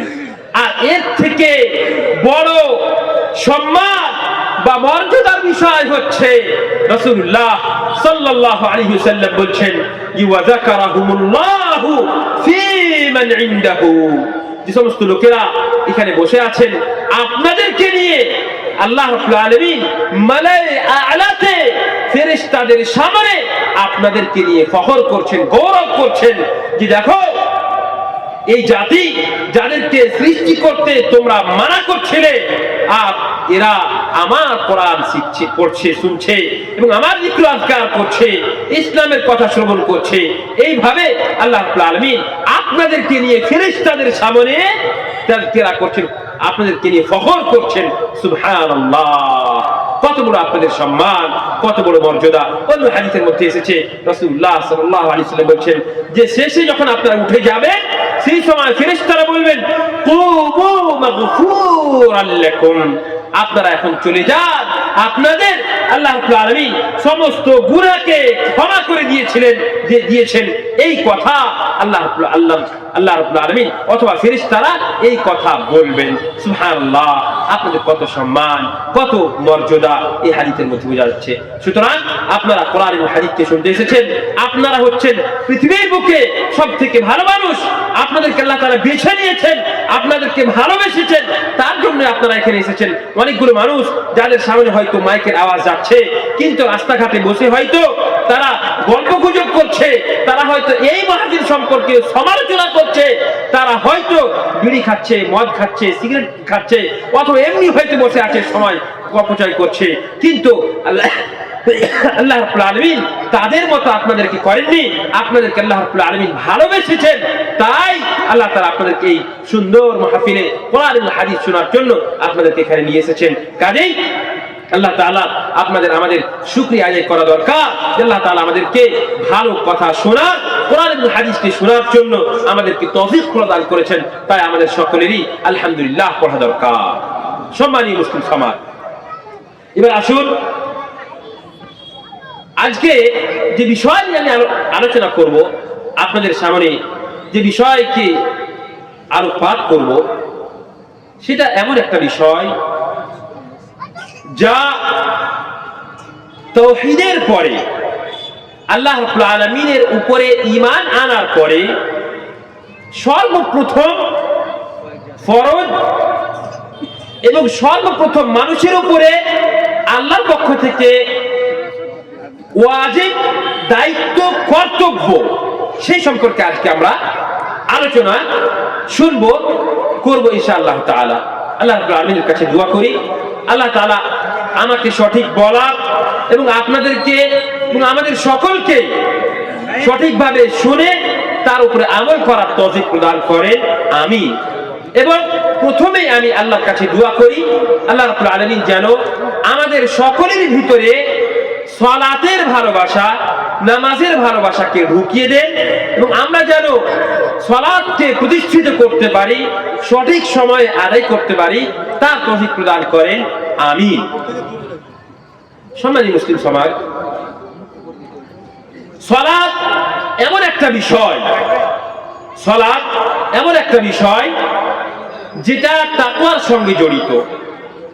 সালাত এমন একটা বিষয় যে বিষয়টা আল্লাহ, আপনার এবং আল্লাহর সঙ্গে জড়িত। সালাত এমন একটা বিষয় যা আপনার রুজির সঙ্গে জড়িত। সালাত এমন একটা বিষয় যা আপনার জীবনের বরকতের সঙ্গে জড়িত। সালাত এমন একটা বিষয় যা আপনার জীবনের রহমতের সঙ্গে জড়িত। সালাত এমন একটা বিষয় যা আপনার জীবনে যদি কোনো সমস্যা আছে, কষ্ট আছে, তার সমাধানের সঙ্গে জড়িত। এক কথায় আমাদের পারিবারিক জীবনে হোক, আমাদের নিজস্ব জীবনে হোক, দৈনন্দিন জীবনে হোক, সামাজিক জীবনে হোক, আমাদের সমস্ত কিছুরই, সমস্ত বিষয়ের সমাধান এই সালাতের ভিতরে লুকিয়ে রয়েছে। পৃথিবীর বুকে আমাদের সমস্ত সমস্যার সমাধান, ভালো করে কান খুলে শুনে কথাটা, আমাদের সমস্ত প্রকার সমস্যার সমাধান এই সালাতের ভিতরে, নামাজের ভিতরে লুকিয়ে রয়েছে। তাই আল্লাহ রাব্বুল আলামিন কোরআনে কারীমের মধ্যে সর্বপ্রথমে যে আয়াতগুলো বর্ণনা করেছেন তার মধ্যে কি বলেছেন? আলিফ লাম মিম যালিকাল কিতাবু লা রাইবা ফীহি হুদাল লিল মুত্তাকিন الذين يؤمنون بالغيب ويقيمون الصلاة ومما رزقناهم ينفقون। আলিফ লাম মিম এর মানে আল্লাহ ছাড়া কেউ জানে না। যালিকাল কিতাবু লা রাইবা ফীহি, যারা আরবি জানেন তারা ভালোভাবে জানেন যে ইসমে ইশারা হাদা এটা কাছের জন্য হয়। যেমন এখানে বসে আছেন ভাই, এখানে আছে, এই ভাইরা আমার পাশে আছে, তো হাদা বলবো কি? হাদা হাদা। কিন্তু পিছনে যারা আছে তাদের সামনে, দূরে যারা আছে তাদের সামনে বলা হয় যালিকা, মানে ওই লোকটা, ওই ব্যক্তি, এইভাবে ব্যবহার করা হয়। কিন্তু কোরআনের মধ্যে দেখেন, কোরআনটা তো কাছেই আছে নাকি? হাদাল কিতাব বলা উচিত ছিল আল্লাহ রাব্বুল আলামিনকে। জানিছিলাম আমি হাদাল কিতাব, এই বইটাই তো, দূরে তো কথা বলা হচ্ছে না, এই বইটা। কিন্তু আল্লাহ রাব্বুল আলামিন এখানে হাদা না বলে যালিকা বলছে, মানে ওই বইটা, এইভাবে বলছেন। কেমন ব্যাপার, কেমন কথা এটা? তো আরবিতে ফাসাহাত ও বালাগাত বলে একটা কায়দা রয়েছে, যার মানে হচ্ছে যে আপনি কোনো বস্তুর যদি খুব বেশি সম্মান দিয়ে বলতে চান, কোনো বস্তুকে আপনি খুব তার মর্যাদা দিতে চান, তাহলে সেটাকে দূরের শব্দ দিয়ে ব্যক্ত করা। কোরআনটা কাছে আছে, কিন্তু কোরআনের সম্মান যেহেতু সব থেকে বেশি, তাই আল্লাহ রাব্বুল আলামিন এখানে হাদাল কিতাবু লা রাইবা ফীহি বলেননি। আল্লাহ কি বলছেন? যালিকাল কিতাবু লা রাইবা ফীহি, কোরআনের সম্মানের জন্য, কোরআনের মর্যাদার জন্য আল্লাহ রাব্বুল আলামিন কোরআনটা কাছে হওয়া সত্ত্বেও এখানে যালিকাল কিতাব ব্যবহার করেছেন। আর বলছেন কি, লা রাইবা ফীহি, পৃথিবীর বুকে কোন বই সম্পর্কে, কোন কিতাব সম্পর্কে কোন মানুষ, কোন লেখক, কোন রাইটার বলতে পারবে যে এই বইয়ের ভিতরে বা আমি যা কিছু লিখেছি এর ভিতরে কোনো সংশয় নেই, কোনো সন্দেহ নেই, কোনো ভুল নেই, কোনো ত্রুটি নেই? কেউ বলতে পারবে? কেউ বলতে পারবে না। সুতরাং এই কোরআনটা হচ্ছে মুআজিজা। সারা পৃথিবীর মানুষ মিলে যদি চায় যে একটা আয়াত নিয়ে আসবে, তবুও সে সক্ষম হবে না। আল্লাহ রাব্বুল আলামিন আগে বলছেন কি, যালিকাল কিতাবু লা রাইবা ফীহি হুদাল লিল মুত্তাকিন। এমন একটা বই, এমন একটা কিতাব যার ভিতরে কোনো সন্দেহ নেই, কোনো সংশয় নেই, এবং শুধুমাত্র যারা মুত্তাকি হবে, যার ভিতরে আল্লাহর ভয় থাকবে, তার জন্য এই কিতাবটা, এই বইটা পথ প্রদর্শক হবে। যদি আপনি এই তাকওয়া সম্পর্কে কিছুক্ষণ কথা আপনাদেরকে বললাম না, যদি আপনার ভিতরে আল্লাহর ভয় না থাকে, আপনি যদি আল্লাহকে স্মরণ করে ভয় না করেন, তবে এই বই, এই কিতাব, এই কোরআন আপনার জন্য পথ প্রদর্শক হবে না। এই কথা আল্লাহ। এবার আসেন মুত্তাকি কারা। এখানে আল্লাহ তাআলা মুত্তাকির কিছু কিছু পরিচয় বলেছেন। তার মধ্যে একটা বলেছেন কি, আল্লাযীনা ইউমিনুনা বিল গায়ব ওয়া ইউকিমুনাস সালাহ ওয়া মিম্মা রাযাকনাহুম ইউনফিকুন। মুত্তাকি হচ্ছে তারাই যারা না দেখে আল্লাহর উপর ঈমান এনেছে। আমরা আল্লাহকে দেখেছি? কেউ আল্লাহকে আমরা কেউ দেখিনি, তা সত্ত্বেও আমাদের ঈমান আছে যে একজন আল্লাহ আছেন। আল্লাহ যদি না থাকতেন তাহলে পৃথিবীর নিজাম, এই পৃথিবীর সিস্টেম কি ঠিকঠাক চলতো? কোনো মতেই চলতো না। সুতরাং এই যে আয়াতুল্লাহ, আল্লাহ রাব্বুল আলামিনের এত এই বিশাল পৃথিবী, আল্লাহর এই বিশাল মাখলুকাত, এই সমস্ত কিছু দেখে আমরা বুঝতে পারছি যে এক আল্লাহ রয়েছেন। সুতরাং না দেখেই আমরা আল্লাহর উপরে ঈমান এনেছি। কবরের ভিতরে আযাব হবে কেউ জানে? কেউ দেখেছে?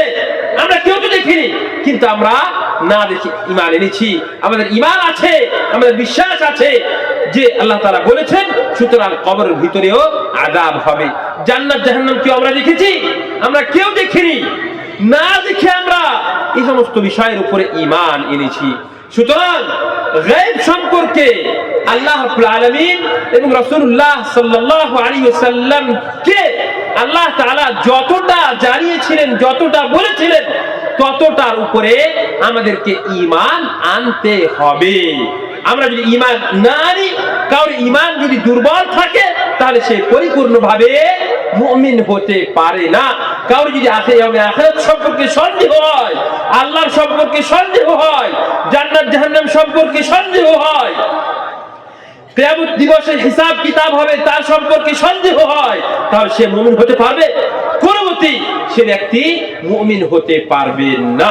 সুতরাং মুত্তাকির সর্বপ্রথম বৈশিষ্ট্য হচ্ছে কি, যে সে আল্লাহকে না দেখে এবং আল্লাহ রাব্বুল আলামিন গায়ব সম্পর্কে যাহা কিছু বলেছেন সেগুলোর উপরে ঈমান আনতে হবে। এই মর্মে একটা গুরুত্বপূর্ণ কথা আমি আপনাদেরকে বলে দিই। রাসূলুল্লাহ সাল্লাল্লাহু আলাইহি ওয়াসাল্লাম কি আলিমুল গায়ব ছিলেন? নবী সাল্লাল্লাহু আলাইহি ওয়াসাল্লাম কি ইলমুল গায়ব জানতেন? জানতেন না। এর দলিল হচ্ছে আল্লাহ রাব্বুল আলামিন, অনেকগুলো দলিল আছে, তার মধ্যে একটা দলিল হচ্ছে কি, আল্লাহ তাআলা কোরআনের মধ্যে বলছেন, আলিমুল গায়বি ফালা ইউযহিরু আলা গায়বিহি আহাদা ইল্লা মান ইরতাদা মির রাসূল। আল্লাহ রাব্বুল আলামিন শুধুমাত্র গায়বের খবর জানতেন। আল্লাহ ছাড়া পৃথিবীর বুকে কোন মানুষ, কোন জীব জন্তু, ফেরেশতা, চন্দ্র, সূর্য, নক্ষত্র, কোনো কিছুই গায়ব সম্পর্কে কেউ জানে না। একমাত্র আল্লাহ রাব্বুল আলামিন জানেন। আর আল্লাহ রাব্বুল আলামিন আম্বিয়া কিরামদেরকে যতটা জানিয়েছেন ততটাই জানেন। যেমন আমরা জানি যে কবরের মধ্যে আযাব হবে, আমাদের জানা আছে, এটা তো গায়বের বিষয়। এই খবরটা পেলাম কোথা থেকে? আল্লাহ তাআলা নবী সাল্লাল্লাহু আলাইহি ওয়াসাল্লামকে জানিয়েছেন, তার জন্য নবী সাল্লাল্লাহু আলাইহি ওয়াসাল্লাম বলতে পেরেছেন। জান্নাত জাহান্নাম আছে, আমরা কি এমনি জানতে পেরেছি? আল্লাহ তাআলা জানিয়েছেন, তার জন্য জানতে পেরেছি আমরা। নবী সাল্লাল্লাহু আলাইহি ওয়াসাল্লাম আলিমুল গায়ব ছিলেন না। নবী সাল্লাল্লাহু আলাইহি ওয়াসাল্লাম গায়ব সম্পর্কে অতটাই জানতেন যতটা আল্লাহ তাআলা নবী সাল্লাল্লাহু আলাইহি ওয়াসাল্লামকে জানিয়েছিলেন। আল্লাহ রাসূল সাল্লাল্লাহু আলাইহি ওয়াসাল্লাম স্বয়ং বলছেন, ওয়ালাউ কুনতু আ'লামুল গায়বা লাস্তাকতারতু মিনাল খায়র। আমি যদি, আল্লাহ রাসূল সাল্লাল্লাহু আলাইহি ওয়াসাল্লাম স্বয়ং বলছেন যে আমি যদি ইলমে গায়ব জানতাম তবে আল্লাহর কাছে অনেক ভালো ভালো জিনিস আমি চাইতাম, আমি জানতে পারতাম। ওয়ামা মাসানিয়াসু, এবং আমাকে কোনো কষ্ট হতো না। আমি যেহেতু আলিমুল গায়ব নই, গায়বের খবর আমি রাখি না, তাই আমার কষ্ট হচ্ছে। যেমন নবী সাল্লাল্লাহু আলাইহি ওয়াসাল্লামের উপরে জাদু করা হয়েছিল, নবী সাল্লাল্লাহু আলাইহি ওয়াসাল্লাম কি জানতেন যে কে জাদু করেছে? জানতেন না। নবী সাল্লাল্লাহু আলাইহি ওয়াসাল্লামকে ফেরেশতারা বললেন যে লাবিদ ইবনুল আ'সাম নামে একজন ইহুদি আপনার উপরে জাদু করেছে। সুতরাং নবী সাল্লাল্লাহু আলাইহি ওয়াসাল্লাম এই ফেরেশতার বলার পরে জানতে পেরেছিলেন। কাজেই আল্লাহ রাসূল সাল্লাল্লাহু আলাইহি ওয়াসাল্লাম আমাদের মতোই সাধারণ মানুষ ছিলেন। পার্থক্য হচ্ছে কি, আল্লাহ রাব্বুল আলামিন কোরআন কারীমের মধ্যে বলছেন, কুল ইন্নামা আনা বাশারুম মিসলুকুম ইউহা ইলাইয়া আন্নামা ইলাহুকুম ইলাহুন ওয়াহিদ। হে নবী, আপনি বলে দেন যে ইন্নামা আনা বাশারুম মিসলুকুম। যারা আরবি ভাষা জানেন তারা খুব ভালোভাবে জানেন যে এখানে তাকিদ দেওয়া হয়েছে। মানে কি, ইন্নামা, ইন্না আছে একটা তাকিদ, মাই কাফা এটা তাকিদের জন্য এসেছে, আবার আনা শব্দটাও এখানে ব্যবহার করা হয়েছে। তারপরে বলছেন কি, হে নবী আপনি মানুষকে বলে দেন যে আমি তোমাদের মতো একটা মানুষ। আমরাকে আল্লাহ তাআলা বলছেন যে নবী তুমি মানুষদেরকে বলে দাও যে নবী মুহাম্মদুর রাসূলুল্লাহ সাল্লাল্লাহু আলাইহি ওয়াসাল্লাম একজন মানুষ। পার্থক্য হচ্ছে ইউহা ইলাই আন্নামা ইলাহুকুম ইলাহুন ওয়াহিদ। পার্থক্য হচ্ছে যে আল্লাহ রাব্বুল আলামিন নবী মুহাম্মদুর রাসূলুল্লাহ সাল্লাল্লাহু আলাইহি ওয়াসাল্লামকে নবুয়ত প্রদান করেছিলেন, নবী বানিয়েছিলেন, আর আমরা নবী নই, আমরা সাধারণ মানুষ। আল্লাহ রাব্বুল আলামিন নবী মুহাম্মদ রাসূলুল্লাহ সাল্লাল্লাহু আলাইহি ওয়াসাল্লামকে নবী বানিয়েছিলেন, ওহী করেছিলেন। এটাই হচ্ছে আমাদের মধ্যে আর নবী সাল্লাল্লাহু আলাইহি ওয়াসাল্লামের মধ্যে পার্থক্য।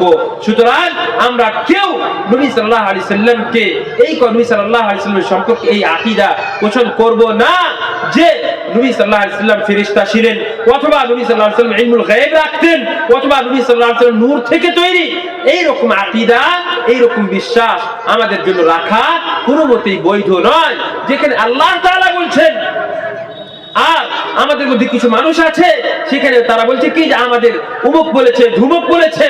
আমরা বলছি যে আল্লাহ রাসূল সাল্লাল্লাহু আলাইহি ওয়াসাল্লাম বলেছেন, আর তারা বলছে কি যে আমার অমুক ব্যক্তি বলেছে, অমুক সম্মানীয় ব্যক্তি বলেছে। এইভাবে তারা বলে থাকে। সুতরাং ভালো করে শুনেন, আমাদের আকীদা, আমাদের বিশ্বাস, আমাদের ঈমান, আমাদের ইসলামিক জীবন বিধান আমরা কোথা থেকে নিব? কোরআন এবং সহিহুস সুন্নাহ থেকে আমরা নিব। এবং কোরআন এবং হাদিস এটাই হচ্ছে আমাদের জন্য রাস্তা, এটাই হচ্ছে পথ। আচ্ছা, কোরআন হাদিস আমি বললাম, তো একটা কথা আপনাদেরকে আমি বলি, খুব ভালো করে মনোযোগ সহকারে শুনুন কথাটা। দেখেন, আমরা যারা নিজেকে আহলে হাদিস দাবি করি, ভালো করে শুনুন কথাটা, আমরা যারা নিজেকে আহলে হাদিস বলি, আমরা কি বলি? যে কোরআন এবং হাদিসকে মানি। বলি কি বলি না আমরা? যে তারাক্তু ফীকুম আমরাইন লান তাযিল্লু মা তামাসসাকতুম বিহিমা কিতাবাল্লাহি ওয়া সুন্নতি। এই হাদিসের উপরে আমরা সবাই বলি যে আমরা কোরআন এবং হাদিসকে মানি। আচ্ছা, এবার বলেন যে পৃথিবীর বুকে যতগুলো মানুষ আছে, মুসলিম আছে, সকলেই কিন্তু বলে যে আমরা কোরআন হাদিসকে মানি। কেউ কি বলবে যে আমরা, এখন শুধুমাত্র কিছু মানুষ এসেছে যারা বলছে যে আমরা শুধুমাত্র কোরআনকে মানি। যে কিছু সংখ্যক মানুষ আমাদের সমাজে হয়েছে, আপনারা দেখছেন, তারা হচ্ছে আহলে কোরআন। তারা আমাদের ভাষাতে পরিভাষা হচ্ছে যে তারা হচ্ছে আহলে কোরআন। তারা নিজেকে বলে কি যে আমাদের জন্য শুধুমাত্র কোরআন যথেষ্ট, হাদিসের কোনো প্রয়োজন নেই। এইভাবে তারা বলে থাকে। একটা কথা ভালো করে শুনে নিন, এই সমস্ত লোকেরা যারা নিজেকে আহলে কোরআন বা নিজেকে দাবি করে যে আমরা শুধুমাত্র কোরআনকে মানি, এদের পরবর্তী স্টেপ হচ্ছে এরা মুরতাদ হয়ে যাবে। ভালো করে শুনেন, পরবর্তী স্টেজে দেখি এরা হচ্ছে মুরতাদ। এখন আপাতত নিজেকে মুসলিম দাবি করার সাথে সাথে শুধুমাত্র কোরআনের সম্পর্কে বলে যে আমরা কোরআনকে মানি, সুতরাং আমরা তাদেরকে কাফির বলতে পারবো না, মুরতাদ বলতে এখন পারছি না স্পষ্টভাবে সে লোকটা মুরতাদ, অমুক লোক স্পষ্টভাবে কাফির, অমুক লোক মুরতাদ, এটা আমরা বলতে পারছি না। কিন্তু একটা খুব নিকটই সময় চলে আসবে যে সময় তারা বলবে কি যে আমরা কোরআন এবং হাদিসকে আমরা মানি না। এখানে কোরআনের সম্পর্কে তারা বলে কি যে কোরআন শুধুমাত্র যথেষ্ট। এই কয়েকদিন আগে একটা আহলে কোরআনের সঙ্গে আমার সাক্ষাৎ, সে করেছে কি জানেন, সে কোরআন সম্পর্কে সংশয় আরম্ভ করে দিয়েছে, মানে কোরআনের উপরে সন্দেহ করা অলরেডি আরম্ভ করে দিয়েছে। তো যে কোরআনের উপরে সন্দেহ করবে সে মুমিন হতে পারে কোনোদিনই, মুসলিম হতে পারে কোনোদিনই সম্ভব নয়। সুতরাং কাউরির ভিতরে যদি এই কোরআন সম্পর্কে সন্দেহ থাকে তাহলে আর রাসিখুনা ফিল ইলম যারা রয়েছেন আমাদের সমাজের বুকে কোরআন এবং হাদিসের জ্ঞানী যারা রয়েছেন, যাদের কাছে কোরআন এবং হাদিসের সঠিক জ্ঞান রয়েছে, তাদের কাছে গিয়ে আপনার সন্দেহকে, আপনার সংশয়কে, আপনার প্রশ্নকে আপনি দূর করেন এবং আপনি তার উত্তর নেন এবং কোরআন এবং হাদিসের দিকে আপনি ফিরে আসুন। একটা কথাই আমি বলে দিই, রাসূলুল্লাহ সাল্লাল্লাহু আলাইহি ওয়াসাল্লামের হাদিস, রাসূলুল্লাহ সাল্লাল্লাহু আলাইহি ওয়াসাল্লামের হাদিস, আলা لا ألفين أحدكم متكئا على أريكته يأتيه أمر مما أمرت به أو نهي مما نهيت عنه فيقول ما وجدنا في كتاب الله اتبعناه ألا وإنما حرم رسول الله صلى الله عليه وسلم كما حرم الله। নবী সাল্লাল্লাহু আলাইহি ওয়াসাল্লাম বলছেন, খবরদার ভালো করে শুনে রাখুন, لا ألفين أحدكم متكئا على أريكته, আমি কোন এরকম মানুষটি যেন না দেখতে পাই যে সে তার বিছানাতে বালিশের উপরে হিলাল লাগিয়ে বসে আছে আর তার সামনে আমার কোনো আদেশ এসেছে অথবা আমার কোনো নির্দেশ এসেছে আর সে বলছে যে লা আদরি, আমি জানি না এটা হাদিস কি হাদিস নয়, ভাই কোন কথা আমাকে শোনাচ্ছে এর কোনো প্রয়োজন নেই, মা ওয়াজিদনা ফি কিতাবিল্লাহি ইত্তাবানা, শুধুমাত্র কোরআন আমাদের সামনে আছে, কোরআনে যেটা লেখা আছে সেটাই শুধুমাত্র আমি আমল করব, কোরআন ছাড়া অন্য কিছুর উপরে আমল করব না। এইরকম কোন মানুষ কি যেন বলতে না পায়, স্পষ্ট ভাবে রাসূলুল্লাহ সাল্লাল্লাহু আলাইহি ওয়াসাল্লাম হাদিসের মধ্যে বলে দিয়েছেন। আর কি বলছেন শুনে রাখুন, আলা ইন্নামা হারামা রাসূলুল্লাহ সাল্লাল্লাহু আলাইহি ওয়াসাল্লাম কামা হারামাহুল্লাহ। আল্লাহ রাব্বুল আলামিন যেমন ভাবে কোন বস্তুকে যদি হারাম করেন তেমনই ভাবে যদি সেই বস্তুটা হারাম হয় তো তেমনই ভাবে রাসূলুল্লাহ সাল্লাল্লাহু আলাইহি ওয়াসাল্লাম যদি কোন বস্তুকে যদি হারাম বলেন, কোন কাজকে যদি হারাম বলেন, তাহলে আল্লাহর রাসূলের হারাম করা বিধানের মধ্যে কোনো পার্থক্য নেই। আল্লাহর হারাম করা বস্তু থেকে যেমন ভাবে আমাদেরকে বাঁচতে হবে তেমনি ভাবে রাসূলুল্লাহ সাল্লাল্লাহু আলাইহি ওয়াসাল্লামের হারাম করা বস্তু থেকে আমাদেরকে বাঁচতে হবে, হারাম করা বস্তুকে আমাদেরকে বর্জন করতে হবে। দুটোর মধ্যে কোনো পার্থক্য নেই, আল্লাহর আদেশের মধ্যে এবং রাসূলুল্লাহ সাল্লাল্লাহু আলাইহি ওয়াসাল্লামের আদেশের মধ্যে কোনো পার্থক্য নেই। এই কথা আমাদের কানে বা আমাদের মাথায় রাখতে হবে। আমি যে কথাটা বলছিলাম যে আমরা নিজেকে আহলে হাদিস দাবি করি, আমরাও বলি যে আমরা কোরআন এবং হাদিসের উপর আমল করি, আর অন্যরাও বলে যে আমরা কোরআন এবং হাদিসের উপর আমল করি। তাহলে সঠিকটা কোথায়, সত্যটা কোথায়? সত্য কোথায় জানেন? শুনে আজকালকে ফেসবুকে মানহাজে সালাফ বলে একটা শব্দ শুনেছেন আপনারা? মানহাজ শব্দ শুনেছেন? যে রাসূলুল্লাহ সাল্লাল্লাহু আলাইহি ওয়াসাল্লামের পন্থা কি ছিল, সাহাবায়ে কেরামেরা কিভাবে চলতেন, নবী সাল্লাল্লাহু আলাইহি ওয়াসাল্লামের কিভাবে অনুসরণ করতেন, এটাকে মানহাজ বলা হয়। মানে হচ্ছে কি, এখন আপনি শুধুমাত্র কোরআন আর হাদিস বলে পার পাবেন না। কি বলতে হবে? বলতে হবে আল কিতাবু ওয়াস সুন্নাতু আলা ফাহমি সালাফ হাযিহিল উম্মতি। আল কিতাবু ওয়াস সুন্নাতু আলা ফাহমি সালাফ হাযিহিল উম্মাহ, মানে হচ্ছে কি যে কোরআন এবং হাদিস, এবং কিভাবে কোরআন এবং হাদিসকে বুঝবো? নিজের মাথায়। খবরদার, যে সমস্ত ব্যক্তিরা পৃথিবীর বুকে কোরআন এবং হাদিসকে শুধুমাত্র নিজের মাথাতে নিজের জ্ঞানে বুঝার চেষ্টা করেছে তারাই পথভ্রষ্ট হয়ে গেছে। তাই আল্লাহ রাসূল সাল্লাল্লাহু আলাইহি ওয়াসাল্লাম যেখানে বলেছেন যেখানে বলেছেন কি যে তারাকতু ফীকুম আমরাইন লান তাদিল্লু মা তামাসসাকতুম বিহিমা কিতাবাল্লাহি ওয়া সুন্নতি, মানে তোমাদের মধ্যে দুটো জিনিস ছেড়ে যাচ্ছি, একটা হচ্ছে কোরআন এবং একটা হচ্ছে সুন্নাত। যতক্ষণ পর্যন্ত এই দুটাকে আঁকড়ে ধরে থাকবে ততক্ষণ পর্যন্ত তোমরা পথভ্রষ্ট হবে না। এবং কি বলছেন, আলাইকুম বিসুন্নতি ওয়া সুন্নাতিল খুলাফাইর রাশিদিন আল মাহদিয়্যিন তামাসসাকু বিহা ওয়া আযু আলাইহা বিন নওয়াজিদ ওয়া ইয়্যাকুম ওয়া মুহদাসাতিল উমুর فإن كل محدثة بدعة وكل بدعة ضلالة وفي رواية وكل ضلالة في النار।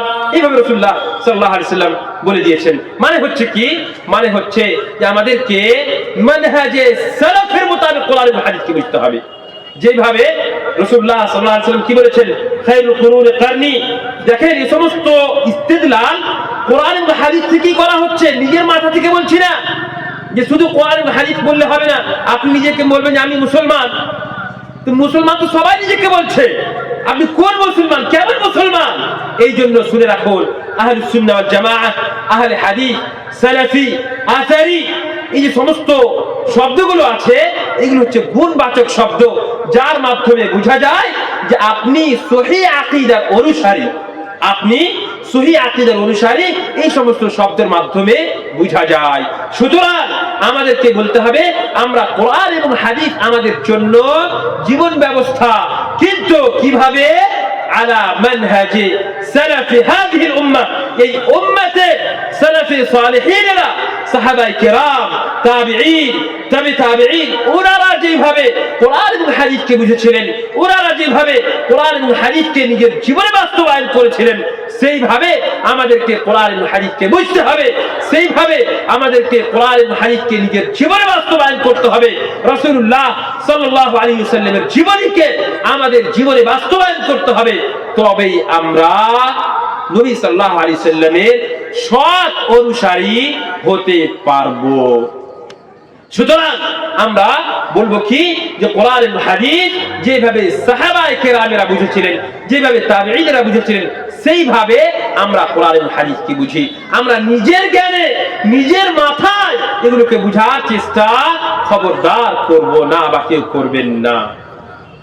এবার আসেন, আবার আমি আমার মূল বক্তব্য দিকে ফিরে আসি। আল্লাহ রাব্বুল আলামিন ইলমুল গায়ব সম্পর্কে কথা হলো, তারপর আল্লাহ তাআলা মুত্তাকিনদের দ্বিতীয় বৈশিষ্ট্য বললেন কি, ওয়া ইউকিমুনাস সালাহ। মুত্তাকি হচ্ছে তারাই যারা সালাত প্রতিষ্ঠা করে, যারা সালাত প্রতিষ্ঠা করে তারা হচ্ছে মুত্তাকি। যারা সালাত প্রতিষ্ঠা করে তারাই হচ্ছে মুমিন।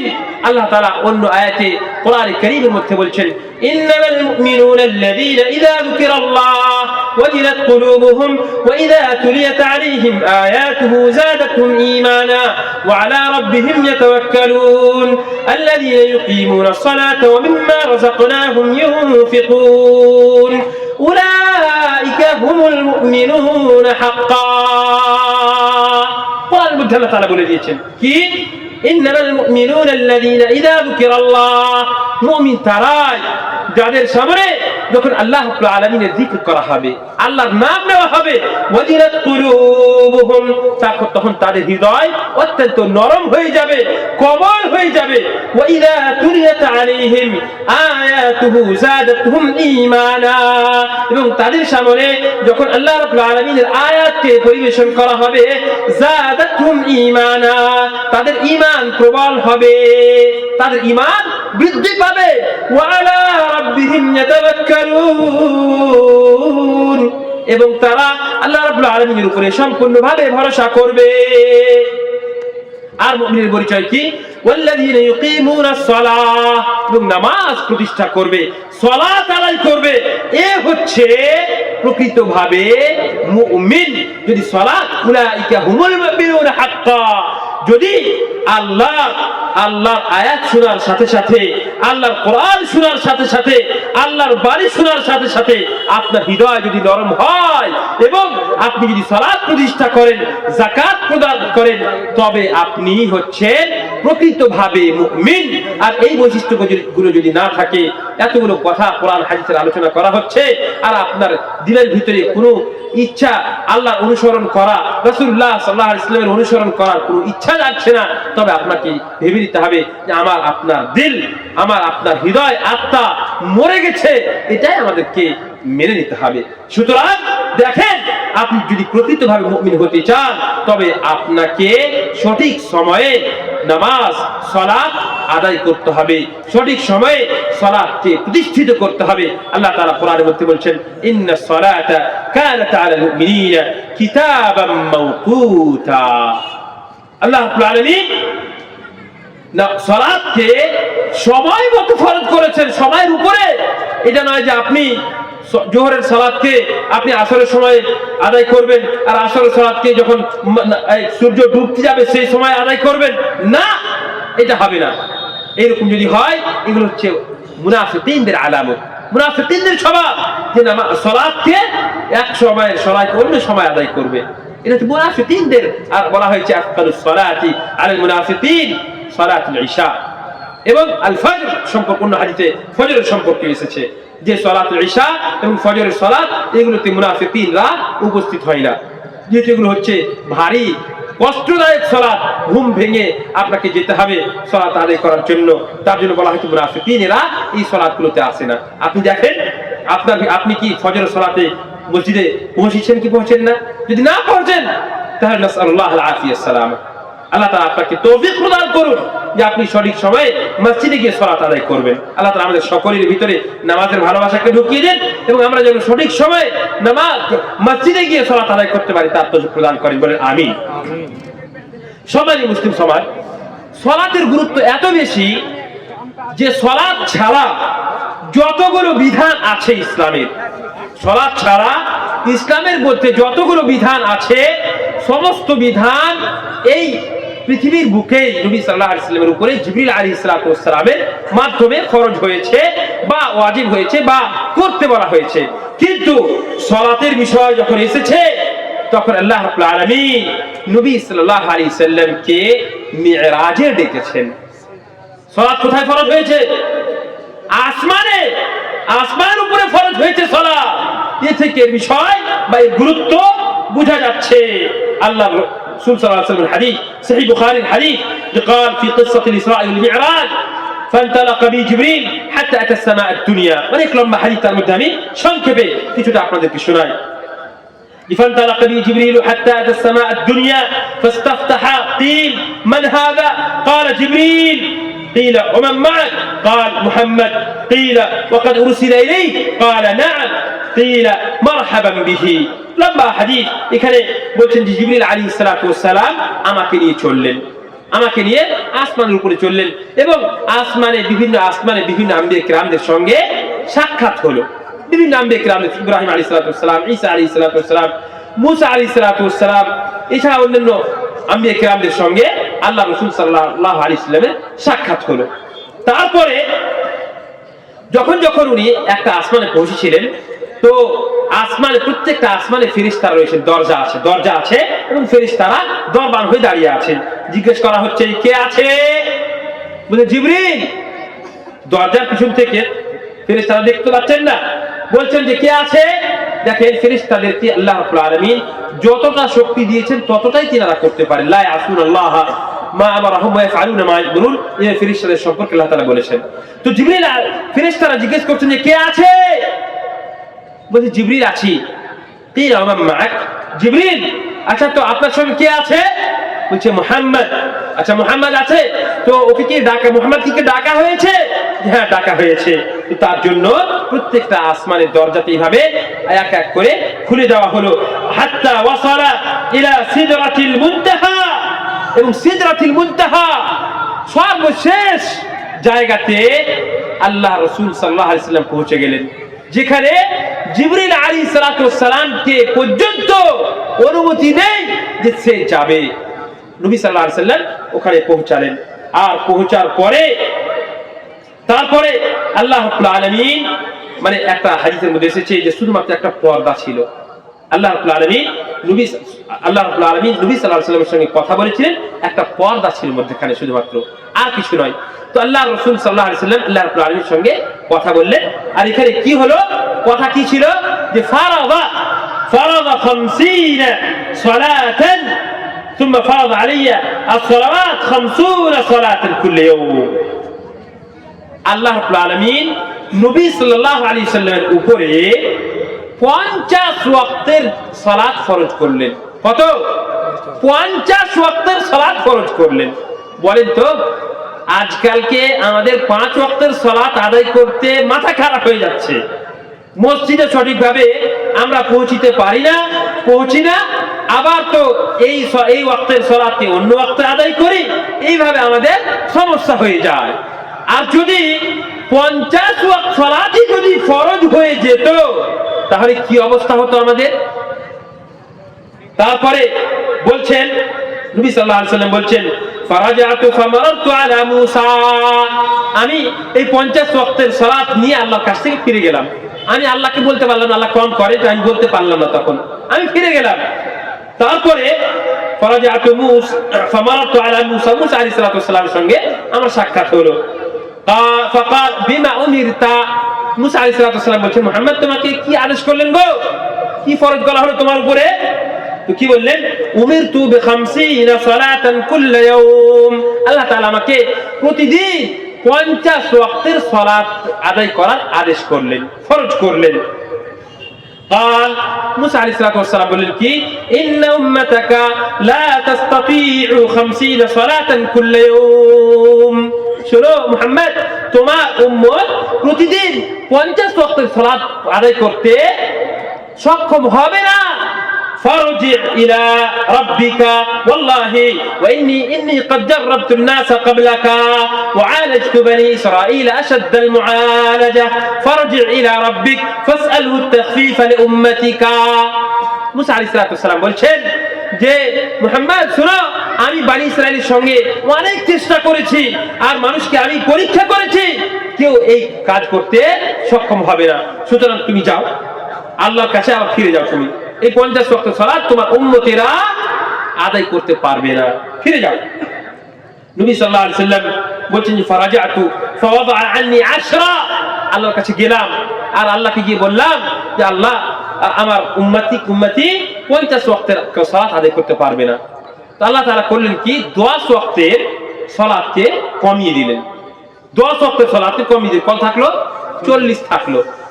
আমি যখন ছোট ছিলাম মনে আসছে, তো এক শিক্ষক পড়াতে বলছে যে 50 ওয়াক্তের সালাত প্রথমে আদায় হলো, ফরজ করা হলো। তো আল্লাহ রাসূল সাল্লাল্লাহু আলাইহি সাল্লাম নবী সাল্লাল্লাহু আলাইহি সাল্লামের কাছে গেলেন। তো যাওয়ার পরে বললেন যে আল্লাহ আমার উম্মতি 50 ওয়াক্তের সালাত আদায় করতে পারবে না, কম করেন। তো আল্লাহ বললেন যে ঠিক আছে, যাও শূন্যটাকে উড়িয়ে দিলাম। কি বলছে? যাও শূন্যটাকে উড়িয়ে দিলাম। এইভাবে ও পড়াচ্ছে আর কি বলছে। তো এই ধরনের মানে ব্যাখ্যা বিশ্লেষণ, যেহেতু কোরআন এবং হাদিসের জ্ঞান নেই তার জন্য উনি এইভাবে বললেন। আর আসলে কি সহিহ বুখারী রিওয়ায়াত, নবী সাল্লাল্লাহু আলাইহি সাল্লাম বলছেন যে আমি গেলাম আর যাওয়ার পরে আল্লাহ তাআলা 10 ওয়াক্তের সালাতকে কম করলেন। তারপরে আমি আবার মুসা আলাইহিস সালামের কাছে চললাম। মুসা আলাইহিস সালাম বললেন যে কি হলো, কি বললেন যে 10 ওয়াক্তের সালাত আল্লাহ তাআলা কম করে দিয়েছেন। মুসা আলাইহিস সালাম বললেন যে না, তোমার উম্মতি এটাও পারবে না, তুমি আবার ফিরে যাও। এইভাবে নবী সাল্লাল্লাহু আলাইহি সাল্লামকে বারবার করে আল্লাহর কাছে পাঠাচ্ছেন। ফারাজাতু ফাউমিরতু বি5 সালাওয়াতিন কুল্লা ইয়াওম, শেষ পর্যন্ত আল্লাহ রাব্বুল আলামিন নবী সাল্লাল্লাহু আলাইহি সাল্লামকে বললেন যে 5 ওয়াক্তের সালাত আদায় করতে হবে, প্রতিষ্ঠা করতে হবে। এই আদেশ আল্লাহ তাআলা নবী সাল্লাল্লাহু আলাইহি সাল্লামকে করলেন। ফারাজাতু ইলা মূসা, নবী সাল্লাল্লাহু আলাইহি সাল্লাম বলছেন আমি মূসা আলাইহিস সালামের কাছে আবার ফেরত আসলাম। এসে আবার জিজ্ঞেস করছে কি হলো, বলো মুহাম্মদ কি বললে? তো বললেন নবী সাল্লাল্লাহু আলাইহি সাল্লাম বলছেন কি যে এইভাবে 5 ওয়াক্তের সালাত আমাকে আদেশ করা হলো। মূসা আলাইহিস সালাম কি বলছেন? ইন্না উম্মাতাকা লা তাস্তাতিউ 5 সালাওয়াতিন কুল্লা ইয়াওম। আবার একই কথা মূসা আলাইহিস সালাম বারবার করে বলছেন যে মুহাম্মদ তোমার উম্মতি কিন্তু 5 ওয়াক্তের সালাত আদায় করতে পারবে না। দেখেন, মনে হচ্ছে মূসা আলাইহিস সালাম আমাদের সম্পর্কে জানতেন যে এরা 5 ওয়াক্তের সালাত সঠিকভাবে আদায় করবে না। তো আমরা এই ধরনের আকীদা করব না, এটা কথা বলছি আপনাদেরকে।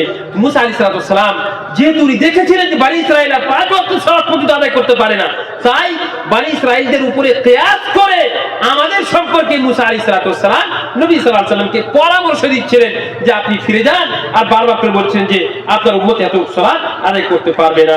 নবী সাল্লাল্লাহু আলাইহি সাল্লাম বলছেন সাআলতু রাব্বি হাত্তা ইস্তাহইয়াইতু। নবী সাল্লাল্লাহু আলাইহি সাল্লাম কি বললেন? শুধুমাত্র 50 থেকে কমাতে 5 ওয়াক্তে এসে পৌঁছেছে। এবার বারবার করে আপনি যদি একটা মানুষের জন্য সিফারিশ করতে যান আর বারবার করে যাচ্ছেন আসছেন, বারবার করে যাচ্ছেন আসছেন, তো আপনার শরম লাগবে না? অবশ্যই শরম লাগবে। তো নবী সাল্লাল্লাহু আলাইহি সাল্লাম বলছেন যে সাআলতু রাব্বি, আমি তো আমার রবের কাছে, প্রভুর কাছে চাইলাম, এবং কমাতে 5 ওয়াক্ত পর্যন্ত পৌঁছে দিয়েছেন। আমাকে আর শরম লাগছে, আমি আর যেতে পারবো না, আমি আর যাব না। হাত্তা ইস্তাহইয়াইতু, আমি এখন আমাকে শরম লাগছে, আমি আর যাব না। ওয়ালাকিন্নী আরযা ওয়া উসাল্লিম, আমি এই 5 ওয়াক্তের সালাতে সন্তুষ্ট রয়েছি এবং আমি এটাকে মেনে নিচ্ছি, সুতরাং আমি আর যাব না। শুনেন, আমাদের আকীদা রাখতে হবে, আমাদের বিশ্বাস রাখতে হবে যে আল্লাহ রাব্বুল আলামিন আমাদের উপরে 5 ওয়াক্তের সালাতকেই ফরজ করতে চেয়েছিলেন। তার জন্য মুসা আলাইহিস সালামের সঙ্গে নবী সাল্লাল্লাহু আলাইহি ওয়াসাল্লামের এইভাবে কথাবার্তা হচ্ছে আর বারবার করে যাচ্ছেন আল্লাহ রাব্বুল আলামিনের কাছে, আর কম করার জন্য আল্লাহ রাসূল সাল্লাল্লাহু আলাইহি ওয়াসাল্লাম আল্লাহর কাছে অনুরোধ করছেন। কাজেই আমাদের ঈমান রাখতে হবে যে আল্লাহ তাআলা আমাদের জন্য 5 ওয়াক্তের সালাত কি ফরজ করতে চাইছিলেন। তারপরে কেন এটা কিভাবে বুঝতে পারলাম আমরা? তো নবী সাল্লাল্লাহু আলাইহি ওয়াসাল্লাম বলছেন ফালাম্মা জাওয়াজতু নাদানি মুনাদিন, আমি যখন মুসা আলাইহিস সালামের কাছ থেকে পার হয়ে গেলাম, ওখানে চলে গেলাম, তো একটা আওয়াজ আসলো, একজন ডাকনেওয়ালা ডাক দিয়ে কি বললে? আমদাইতু ফারিদাতি ওয়া খাফফতু আন ইবাদি। সুবহানাল্লাহ, কি বলছেন? শব্দ আসলো, কি শব্দ? শব্দের মধ্যে কি কথা ছিল? বলছেন আমদাইতু ফারিদাতি, আমি আমার ফরজকে জারি করে দিলাম, ওয়া খাফফতু আন ইবাদি, এবং আমি আমার বান্দার প্রতি সহজ করে দিলাম। 50 ওয়াক্ত থেকে 5 ওয়াক্তে চলে আসা, এটা কি সহজ কথা নয়? এটা কি সহজ নয় আমাদের জন্য?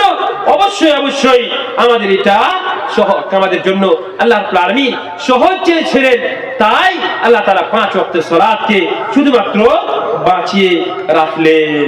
এবার আসেন,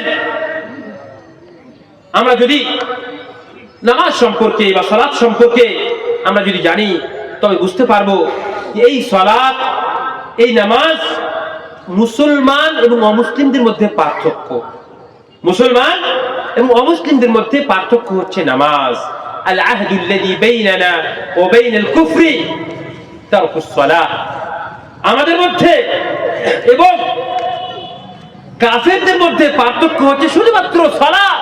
সকলে আমরা জানি যে ব্যক্তি সালাত আদায় করবে সে ব্যক্তি মুসলিম, যে সালাত আদায় করবে না সে হচ্ছে কাফির। আপনারা শুনলে অবাক হবেন যে মুনাফিকিন যারা ছিল নবী সাল্লাল্লাহু আলাইহি সাল্লামের যুগে, যারা আকীদাতাল মুনাফিকিন ছিল, যাদের সম্পর্কে আল্লাহ বলেছেন ইন্নাল মুনাফিকিনা ফিদ দারকিল আসফালি মিনান নার, যারা জাহান্নামের সর্বনিম্ন নিচে স্তরে, যাদেরকে আল্লাহ তাআলা ধাক্কা দিয়ে পাঠাবেন, মুনাফিকিন তারা পর্যন্ত মুমিনদের সঙ্গে দেখানোর জন্য শুধুমাত্র সালাত আদায় করার জন্য প্রথম লাইনে থাকতো, প্রথম সারিতে থাকতো। আর আজকালকে আমরা নিজেকে মুমিন বলি, মুত্তাকি বলি, আর আমরা নিজেকে আহলে হাদিস দাবি করি, আর সেখানে আমাদের আমল কোরআন এবং হাদিস থেকে অনেক দূরে। যেটা সবথেকে গুরুত্বপূর্ণ বিষয় সালাত আদায় করা, এই সম্পর্কে আমরা এত দূরে যে আল্লাহ তাআলা আমাদেরকে ক্ষমা করুন। সুবহানাল্লাহ। শুনেন, সালাত এটা হচ্ছে কি, সর্বক্ষেত্রে আমি প্রথমে একটা কথা আপনাদেরকে বলেছি, আপনারা মনে রাখবেন যে সালাতটা হচ্ছে আল্লাহর সঙ্গে আপনার সম্পর্ক করার একটা মাধ্যম। আল্লাহ রাব্বুল আলামিনের সঙ্গে আপনার কথা বলার একটা মাধ্যম হচ্ছে সালাত। আপনি সালাতের মাধ্যমে আল্লাহ রাব্বুল আলামিনের সঙ্গে কথা বলছেন, সালাফদের মধ্যে পাওয়া যায়। ওনারা বলেন, আমি যখন কষ্ট পাই তখন আমি মনে করি যে আমি আমার আল্লাহর সঙ্গে, আমি আমার রবের সঙ্গে কথা বলবো, তখন আমি কি করি? সালাত আরম্ভ করে দিই। কেন? কারণটা হচ্ছে যে সালাতের মাধ্যমে আমি আল্লাহর সঙ্গে কথা বলি। সুতরাং সালাত আমাদের সমস্ত প্রকার ব্যাধি, সমস্ত প্রকার সমস্যার সমাধান সম্পূর্ণভাবে সালাতের মধ্যে রয়েছে। আমি কয়েকটা ঘটনা আপনাদেরকে শোনাই। ইব্রাহিম আলাইহিস সালামের ঘটনা আপনারা শুনেছেন। ইব্রাহিম আলাইহিস সালাম এক জায়গায় যাচ্ছিলেন সারা আলাইহিস সালামের সঙ্গে। উনি জানতেন যে যেই জায়গায় দিয়ে যাচ্ছেন বা যেই দেশ দিয়ে পার হচ্ছেন, সেখানে বাদশাহ, সে নিমক খারাপ বাদশাহ ছিল। সে যদি জানতো যে স্বামী স্ত্রী এসেছে তাহলে স্ত্রীকে হত্যা করে দিত, এইরকম সে জানতো। তো ইব্রাহিম আলাইহিস সালাম বললেন, ইব্রাহিম আলাইহিস সালামকে জিজ্ঞেস করা হলো, সে বাদশাহ জিজ্ঞেস করলে যে তোমার সঙ্গে যে মহিলা আছে সেই মহিলা কে? ইব্রাহিম আলাইহিস সালাম বললেন যে এ হচ্ছে আমার কি, আমার বোন। যদি জানতে পারে যে বোন তাহলে হত্যা করবে না, কিন্তু স্ত্রী যদি বলে তাহলে হত্যা করবে। এইরকম এইভাবে শিখাচ্ছে ইব্রাহিম আলাইহিস সালাম সারা আলাইহিস সালামকে শিখাচ্ছেন। সারা আলাইহিস সালাম মুমিনা মহিলা, মুত্তাকিয়া, পরহেজগার, আল্লাহ ভীরু মহিলা। সে গেল কার কাছে? ওই বাদশার কাছে তাকে নিয়ে যাওয়া হলো। নিয়ে যাওয়ার পরে বাদশাহ সে তার সঙ্গে কুকর্ম করার জন্য হাত বাড়ানোর চেষ্টা করলে, কিন্তু তার হাত যত বাড়ায় আর তার হাত থেমে যায়, সে তার দিকে হাত বাড়াতে, তাকে স্পর্শ করতে আর পারে না। তো সে বলে কি, উদিল্লাহ ওয়ালা আযুররুকি শাই, তুমি আমার জন্য দোয়া করো আল্লাহর কাছে, তোমার আল্লাহর কাছে আমার জন্য দোয়া করো যে আমার হাত যেন ঠিক হয়ে যায়, আর আমি তোমাকে ওয়াদা দিচ্ছি যে আমি তোমাকে আর স্পর্শ করবো না, তোমার সঙ্গে আর কোনো নোংরা কাজ করবো না। সারা আলাইহিস সালাম দোয়া করলেন, তার হাত ঠিক হয়ে গেল। কিন্তু এই তো আল্লাহর শত্রু, দুশমন, সে আবার তার হাতকে সারা আলাইহিস সালামের দিকে বাড়ানোর চেষ্টা করলো, কিন্তু আবার তার হাতটা শূন্য হয়ে গেল, থেমে গেল, আর তাকে স্পর্শ করতে পারে না। আবার সে সারা আলাইহিস সালামকে অনুরোধ করলো যে তুমি আমার জন্য দোয়া করো, আমার যদি হাত ঠিক হয়ে যায় তাহলে আর আমি তোমাকে স্পর্শ করবো না, তোমাকে আমি ছেড়ে দিব। সারা আলাইহিস সালাম দোয়া করলেন, আর আবার তার হাত ঠিক হয়ে গেল। সে তার নিজের যে সমস্ত হাওয়ারি ছিল, তার দরবারি যারা ছিল, তাদেরকে ডাকলে, আর ডেকে বললে কি যে তুমি কি মানুষকে নিয়ে এসেছো না জিনকে নিয়ে এসেছো? তুমি এখানে শয়তানকে নিয়ে এসেছো। সারা আলাইহিস সালাম উনি গেলেন ইব্রাহিম আলাইহিস সালামের কাছে, আর যাওয়ার পরে উনি দেখছেন কি, ইব্রাহিম আলাইহিস সালাম সাজদাতে পড়ে আছেন, নামাজে পড়ে আছেন, আর আল্লাহর কাছে দোয়া করছেন যেন আল্লাহ তাআলা তার স্ত্রীকে সেই বাদশা থেকে হেফাজত করে। সুবহানাল্লাহ। সারা আলাইহিস সালাম বাদশার কাছে গেছে, সে তার সঙ্গে কুকর্ম করতে পারে, সুতরাং ইব্রাহিম আলাইহিস সালাম সালাতে দাঁড়িয়ে গেছেন আর আল্লাহর কাছে দোয়া করছেন সালাতের মধ্যে, হে আল্লাহ, সারাকে তুমি সেই শয়তানের চক্রান্ত থেকে তুমি বাঁচাও। আল্লাহ রাব্বুল আলামিন এই নামাজি ব্যক্তি বা ইব্রাহিম আলাইহিস সালামের সালাতের মধ্যে তার দোয়াকে কবুল করেছিলেন এবং সারা আলাইহিস সালামকে তার ফিতনা থেকে আল্লাহ রাব্বুল আলামিন বাঁচিয়েছিলেন। তেমনি ভাবে আমরা যদি দেখি তাহলে জাকারিয়া আলাইহিস সালাম, আপনারা শুনেছেন জাকারিয়া আলাইহিস সালাম, ওনার বয়স 70 বছর পার হয়ে গেছে, আর শরীরে বল শক্তি নেই। সেই সময় উনি আল্লাহর কাছে একটা ছেলে চাইলেন, আল্লাহর কাছে একটা ছেলে চাইলেন। কি বললেন? আল্লাহর কাছে কাঁদছেন আর দোয়া করছেন কি, যিকরু রাহমাতি রাব্বিকা আবদাহু জাকারিয়া ইয নাদা রাব্বাহু নিদাআন খাফিয়া قال رب إني وهن العظم مني واشتعل الرأس شيبا ولم أكن بدعائك رب شقيا وإني خفت الموالي من ورائي وكانت امرأتي عاقرا فهب لي من لدنك وليا يرثني ويرث من آل يعقوب واجعله ربي رضيا سبحان الله জাকারিয়া আলাইহিস সালাতু ওয়াসসালাম 70 বছর বয়স, তার স্ত্রীও আকির মানে বাঁঝ স্ত্রী, আর 70 বছর বয়সে আল্লাহ রাব্বুল আলামিনের কাছে চাইলেন, দোয়া করছেন, কেঁদে কেঁদে দোয়া করছেন, হে আল্লাহ তুমি আমাকে একটা সৎ সন্তান দাও। জাকারিয়া আলাইহিস সালাতু ওয়াসসালাম নামাজে দাঁড়িয়ে গেছেন আর আল্লাহর কাছে দোয়া করছেন, আর এটাও বলছেন আল্লাহ আমার শক্তি কিছু নেই, আর তুমি এটাও জানো যে আমার স্ত্রী বাঁঝ, কিন্তু আল্লাহ তোমার রহমত অত্যন্ত ওয়াসি, অত্যন্ত কুশাদা, অত্যন্ত বড়, সুতরাং তুমি বাঁঝ থেকেও সন্তান তুমি দিতে পারবে। এই মর্মে একটা কথা আপনাদেরকে বলে দিই, আল্লাহ তাআলা আমাদের সকলকে এই ফিতনা থেকে বাঁচিয়ে রাখুন, বলেন আমিন। আমাদের সমাজে কিছু লোক আছে, তারা করে কি, যখন ছেলে পিলে হয় না তখন তারা চলে যায় কার কাছে, তাদের মুলবি সাহেবদের কাছে চলে যায়। তারা নিজেকে যারা তাহির মনে করে, যারা পবিত্র মনে করে, আলেম মনে করে, গুরুজন মনে করে, তাদের কাছে যায় আর গিয়ে তাদের কাছে সন্তান চায়, অথচ সন্তান দেওয়ার মালিক কে? আল্লাহ রাব্বুল আলামিন। আল্লাহ তাআলা বলছেন লিল্লাহি মুলকুস সামাওয়াতি ওয়াল আরদ, জমিন এবং আসমানের বাদশাহত মিলকিয়ত সমস্ত সম্পূর্ণভাবে আল্লাহ রাব্বুল আলামিনের জন্য রয়েছে। ইয়াহাবু লিমান ইয়াশাউ ইনাথা ওয়া ইয়াহাবু লিমান ইয়াশাউ আয-যুকুর আও ইউযাওবিজুহুম যুকরানান ওয়া ইনাথা ওয়া ইয়াজআলু মান ইয়াশাউ আকিমা ইন্নাহু আলিমুন কাদির। সুবহানাল্লাহ। আল্লাহ বলে দিয়েছেন যে জমিন এবং আসমানের মালিক সম্পূর্ণভাবে এর মিলকিয়াত, এর সমস্ত কিছু আল্লাহ রাব্বুল আলামিনের জন্য রয়েছে। ইয়াহাবু লিমান ইয়াশাউ ইনাথা, আল্লাহ যাকে চান তাকে সন্তান, পুত্রী সন্তান প্রদান করেন। ইয়াহাবু লিমান ইয়াশাউ ইনাথা, আল্লাহ যাকে চান তাকে শুধুমাত্র মেয়েদের, ওয়া ইয়াহাবু লিমান ইয়াশাউ আয-যুকুর, এবং আল্লাহ তাআলা যাকে চান তাকে শুধুমাত্র ছেলে দিয়ে থাকেন।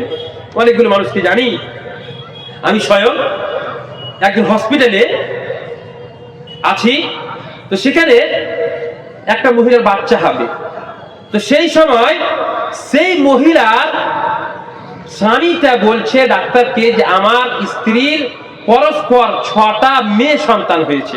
আমি স্বয়ং উপস্থিত সেখানে, প্রত্যক্ষদর্শী আমি।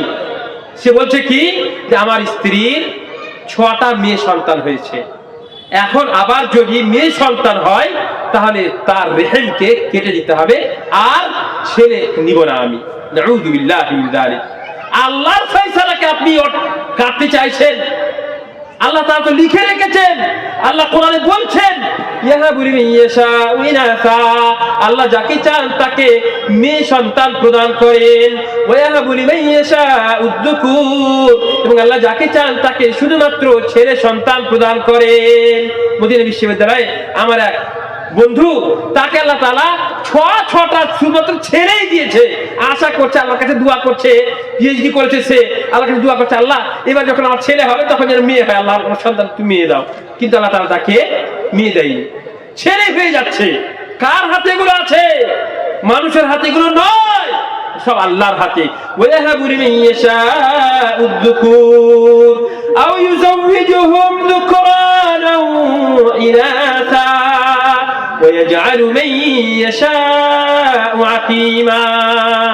আল্লাহ বলছেন আল্লাহ যদি কাউকে চান তবে ছেলে এবং মেয়ে দুটোই সন্তান দিয়ে থাকেন। আও ইউযাওবিজুহুম যুকরানান ওয়া ইনাথা ওয়া ইয়াজআলু মান ইয়াশাউ আকিমা, এবং আল্লাহ তাআলা যাকে চান তাকে বাঁঝ করে দেন। তাহলে কার উপরে নির্ভর করে? এগুলো সম্পূর্ণভাবে আল্লাহর উপরে নির্ভর করে। আপনার সন্তান কি হবে? ছেলে হবে আপনার, মেয়ে হবে কি ছেলে মেয়ে দুটোই হবে কি হবে না, সেটা আল্লাহর উপরে নির্ভর করে। কিন্তু আজকালকে আমরা 5 বছর 7 বছর দেখার পরে আল্লাহর রহমত থেকে মাইস হয়ে যায়, বঞ্চিত হয়ে যায়, আর আমরা চলে যাই কোন লোকের কাছে যারা হয়তো মুশরিক, যারা হয়তো বিদআতি, যারা হয়তো খুরাফি, তাদের কাছে গিয়ে আমরা বলি যে আমাদেরকে সন্তান দাও। নাউযুবিল্লাহ মিন যালিক। খবরদার, আল্লাহ রাব্বুল আলামিন আপনার দোয়াকে কবুল করবেন এবং এই সালাতের মাধ্যমে আপনার দোয়াকে কবুল করবেন। দেখেন জাকারিয়া আলাইহিস সালাতু ওয়াস সালাম 70 বছর বয়সে তার স্ত্রী পর্যন্ত বাজ স্ত্রী, আল্লাহ তাআলা কোরআনে নিজে বলছেন ইমরাতি আকির, মানে আমার স্ত্রী হচ্ছে বাজ, আর সেই স্ত্রী সম্পর্কে নামাজে দাঁড়িয়ে গেছেন আর দোয়া করছেন বাকিয়ান মুবতাহিলান, আল্লাহর কাছে কেঁদে কেঁদে দোয়া করছেন, হে আল্লাহ তুমি আমাকে একটা সন্তান দাও। আল্লাহ রাব্বুল আলামিন তার সন্তান, তার এই দোয়াকে কবুল করছেন, তার দোয়া আল্লাহ আরশে গিয়ে লাগছে এবং আল্লাহ রাব্বুল আলামিন তার দোয়াকে কবুল করছেন। আর কি বলছেন আল্লাহ তাআলা, فنادته الملائكة وهو قائم يصلي في المحراب أن الله يبشرك بيحيى مصدقا بكلمة من الله وسيدا وحسورا ونبيا من الصالحين قال رب أنى يكون لي غلام وقد بلغني الكبر وامرأتي عاقر قال كذلك الله يفعل ما يشاء سبحان الله الله حضرت زكريا عليه الصلاة والسلام دعا করলেন আল্লাহর কাছে فنادته الملائكة وهو قائم يصلي في المحراب। হযরত জাকারিয়া আলাইহিস সালাতু ওয়াস সালাম মিহরাবে দাঁড়িয়ে সালাত আদায় করছিলেন, ইতিমধ্যে ফেরেশতারা তাকে ডাক দিলেন, ডেকে কি বললেন, আন্নাল্লাহা ইউবাশশিরুকা বিইহইয়া মুসাদ্দিকাম বিকালিমাতিন মিনাল্লাহ। আল্লাহ রাব্বুল আলামিন আপনাকে কি বলছেন ফেরেশতারা, জাকারিয়া আলাইহিস সালাতু ওয়াস সালাম যদি কেঁদে কেঁদে আল্লাহর কাছে দোয়া করেছিলেন, তো দোয়া করার পরে ফেরেশতারা আসলেন। কি ব্যাপার, সময় যে 7:30 পর্যন্ত হওয়া দরকার, সে চলে এসেছেন নাকি? সে কি এসেছেন কাছাকাছি, সে একটু আরাম করুন, আমার পরে কেউ আছে নাকি আরো? আচ্ছা আচ্ছা, তো আন্নাল্লাহা ইউবাশশিরুকা বিইহইয়া মুসাদ্দিকাম বিকালিমাতিন মিনাল্লাহ ওয়া সাইয়্যিদান ওয়া হাসূরা ওয়া নাবিয়্যান মিনাস সালিহিন। নামাজের অবস্থায়, সালাতের অবস্থায় ফেরেশতারা রাখলেন আর বললেন আল্লাহ তাআলা আপনাকে সুসংবাদ দিচ্ছেন যে আপনার সন্তান হবে। জাকারিয়া আলাইহিস সালাতু ওয়াস সালাম বলছেন ক্বালা রাব্বি আন্না ইয়াকুনু লি গুলাম, হে আল্লাহ কি করে আমার সন্তান হতে পারে, আমি তো বৃদ্ধ হয়ে গেছি, ওয়া উমরাতি আকির, এবং আমার স্ত্রী হচ্ছে বাঁঝ, কাজেই কি করে আমার ছেলে হতে পারে, সন্তান হতে পারে। ক্বালা কাযালিকা আল্লাহু ইয়াফআলু মা ইয়াশা, বলেন কি আল্লাহ রাব্বুল আলামিন এটাই চাইছেন, সুতরাং আপনার ছেলে হবে। তাহলে বুঝা গেল কি, বুঝা গেল যে আমাকে আপনাকে আল্লাহ রাব্বুল আলামিনের কাছে চাইতে হবে, তবেই আল্লাহ তাআলা আমাদেরকে দিবেন। শুনেন মুমিনদের বৈশিষ্ট্য আল্লাহ তাআলা বলেছেন ইতাতাজাফা জুনুবুহুম আনিল মাগাজি'i ইয়াদউনা রাব্বাহুম খাওফান ওয়া তামআ ওয়া মিম্মা রাযাকনাহুম ইউনফিকুন। মুমিন হচ্ছে তারা যারা রাতে উঠে যাবে আর উঠে 2 রাকাত সালাত আদায় করবে, বা যতটা সম্ভব সে সালাত আদায় করবে, কাঁদবে, আল্লাহর কাছে দোয়া করবে, আল্লাহর কাছে চাইবে, তবেই আল্লাহ রাব্বুল আলামিন আপনার দোয়াকে কবুল করবেন, আল্লাহ রাব্বুল আলামিন আপনাকে দিবেন। দেখেন এই সালাত আপনাকে সমস্ত প্রকার হারাম থেকে বাঁচাবে। এর দলিল আপনারা সকলেই জানেন, ইন্না সালাতা তানহা আনিল ফাহশাই ওয়াল মুনকার, এই সালাত আপনাকে ফাহশা এবং মুনকার, সমস্ত নোংরা এবং হারাম কাজ থেকে আপনাকে বাঁচায়।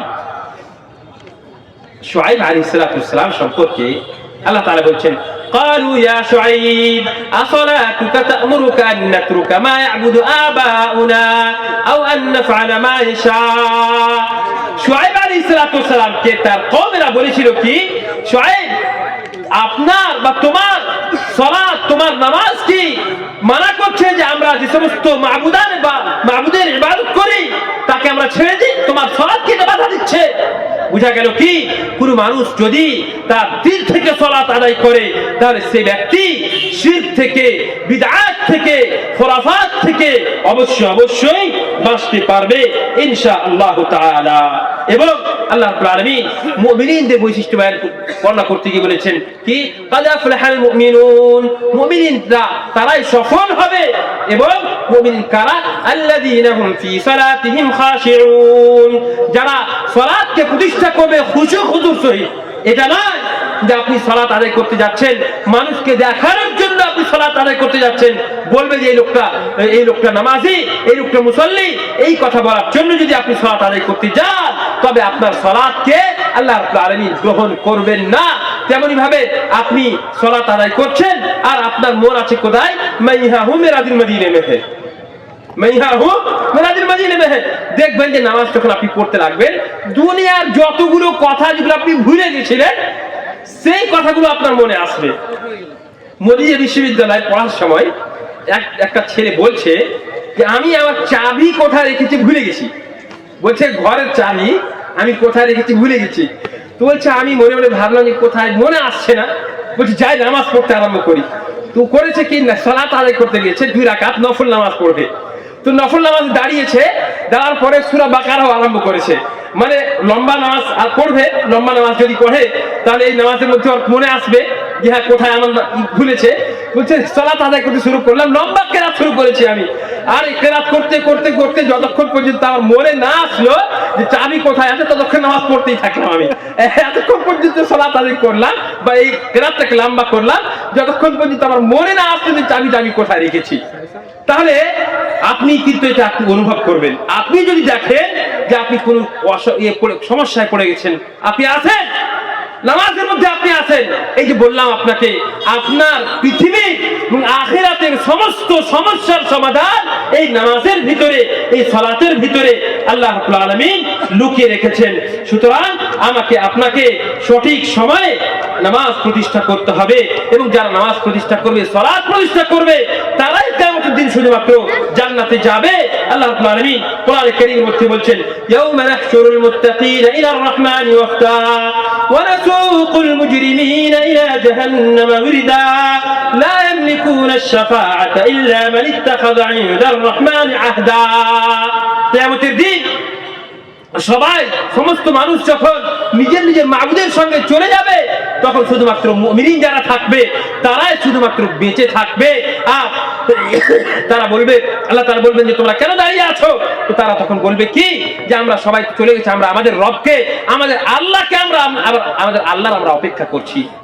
আল্লাহকে মুমিনরা কিয়ামতের দিন স্বচক্ষে দেখবে। আমাদের আহলুস সুন্নাহ ওয়াল জামাআহ, আমাদের আকীদা হচ্ছে যে কিয়ামতের দিন ইনশাআল্লাহ আমরা আল্লাহ রাব্বুল আলামিনকে আমাদের চোখের মাধ্যমে স্বচক্ষে আমরা দেখব। এবং এটা হবে সবথেকে বড়, জান্নাতের ভিতরে আমাদের জন্য বড় নিয়ামত হবে ইনশাআল্লাহ তাআলা। আল্লাহ তাআলার কাছে দোয়া করছি আল্লাহ রাব্বুল আলামিন যেন আমাদের সকলকে আল্লাহকে দেখার তৌফিক প্রদান করেন, বলেন আমিন। আল্লাহ রাব্বুল আলামিন বলছেন যে কিয়ামতের দিন ইয়াউমা নাহশুরুল মুত্তাকিনা ইলা রাহমানি ওয়াফদা, আল্লাহর কাছে ওয়াফদ সব দল হয়ে আসবে এবং মুজরিমিনদেরকে জাহান্নামে পাঠানো হবে। এবং শাফাআত কার হবে? শুধুমাত্র শাফাআত তার জন্যই হবে যারা এই নামাজ প্রতিষ্ঠা করেছে, যারা সালাত প্রতিষ্ঠা করেছে, তার জন্যই এই শাফাআত কিয়ামতের দিন আল্লাহ রাব্বুল আলামিনের কাছে নবী সাল্লাল্লাহু আলাইহি সাল্লাম করবেন।